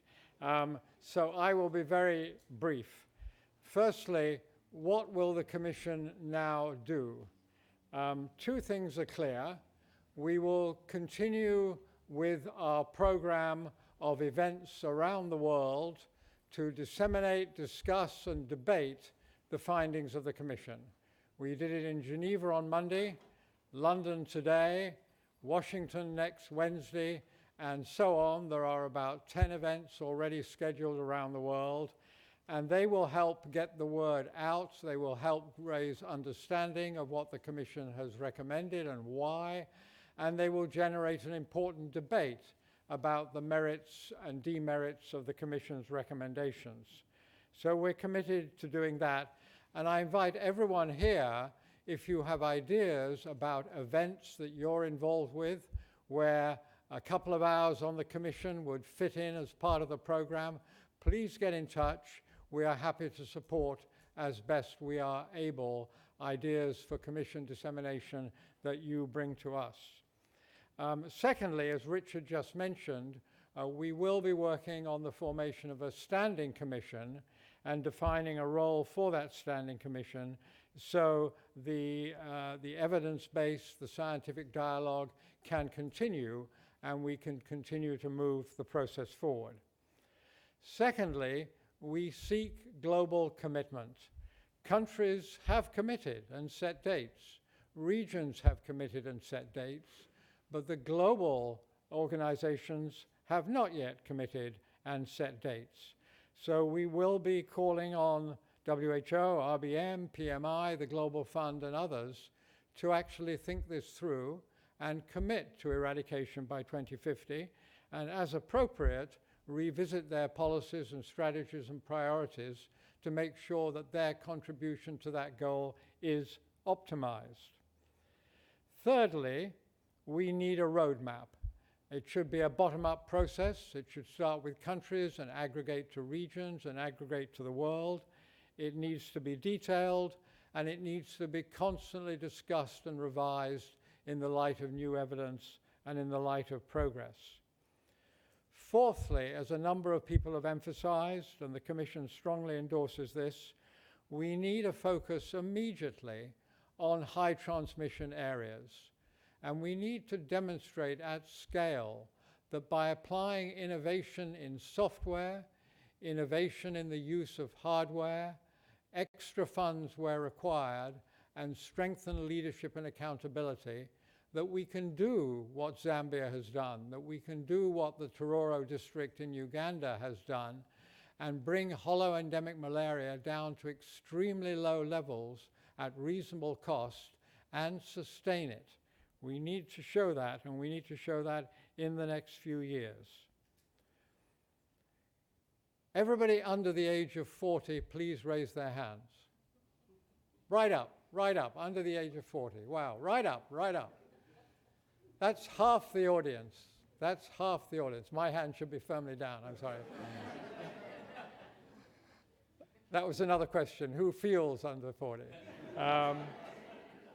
But half the audience under 40. In your professional lifetime, we will eradicate malaria from the planet. There will be no more malaria in humans on planet Earth within your professional lifetimes if you commit and if you take this torch forward. 50 years after we abandoned eradication, it is time to recommit. And that commitment will give us the energy, the purpose, and the accountability. It will support country and regional ambition, and it will ensure that we overcome both known challenges and as yet unknown challenges which will undoubtedly present themselves. Thank you very much for coming.